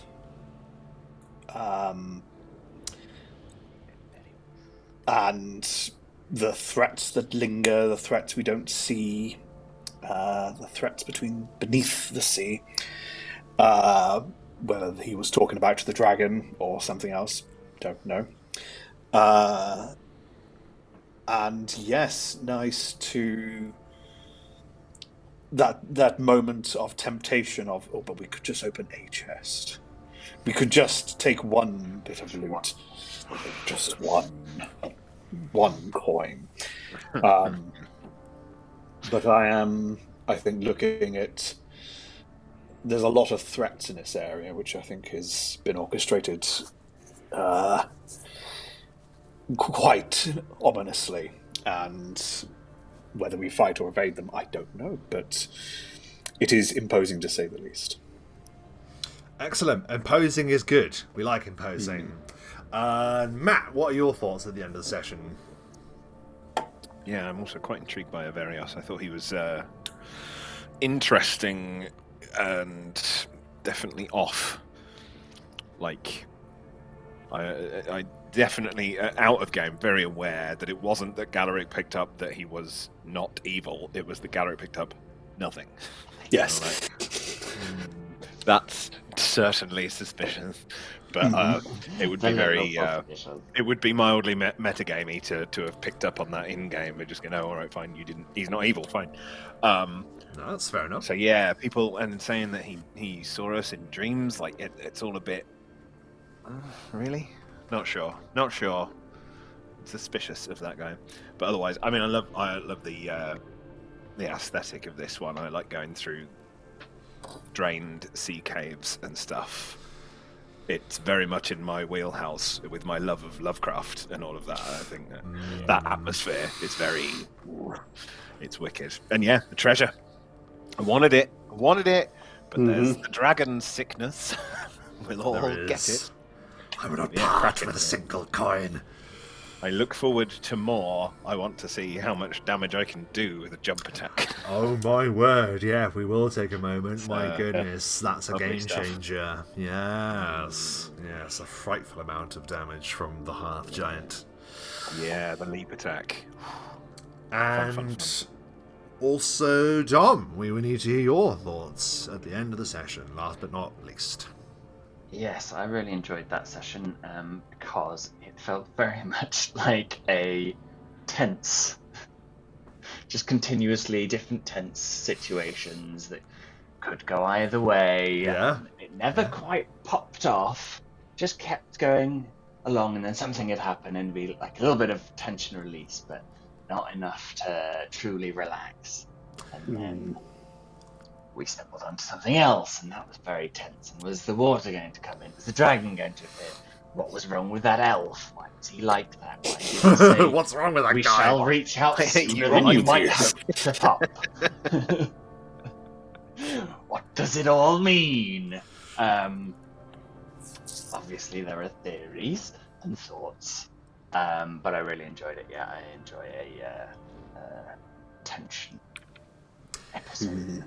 Yeah, it's nice when there's a mixed bag, isn't there? There's a little bit of intrigue, nice bits of combat and exploration. That's what you need, isn't it? You need a little bit of everything for sure.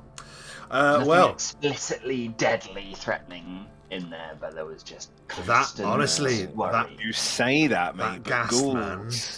Ghouls and ghasts are tricksy because they don't seem like much of a threat. They don't have a lot of hit points and whatever. But it only takes one bad roll and you're all screwed. Yeah, one failed save is all you need, and then you're paralyzed. Auto-crit, dead. It might as well be a save or die in some situations with those guys. So, you know. Yeah. So, they are very dangerous. Again, you handled that combat very well. A veteran approach to those surprises as well. So yeah, a troll gas is not something to overlook. But you'll get the expert for that, but we'll discuss that in a moment. For now, what did you, dear viewers, enjoy about the session today of Knights of the Apocalypse Omen War? Do let us know in the comments. And of course, if you like this video, give it a like. And if you'd like to see more like it, then give us a subscribe. And that leaves us to say the thing that we always say at the end of these sessions. That is... burn them rolls. Don't tell your mum. Don't tell your mum.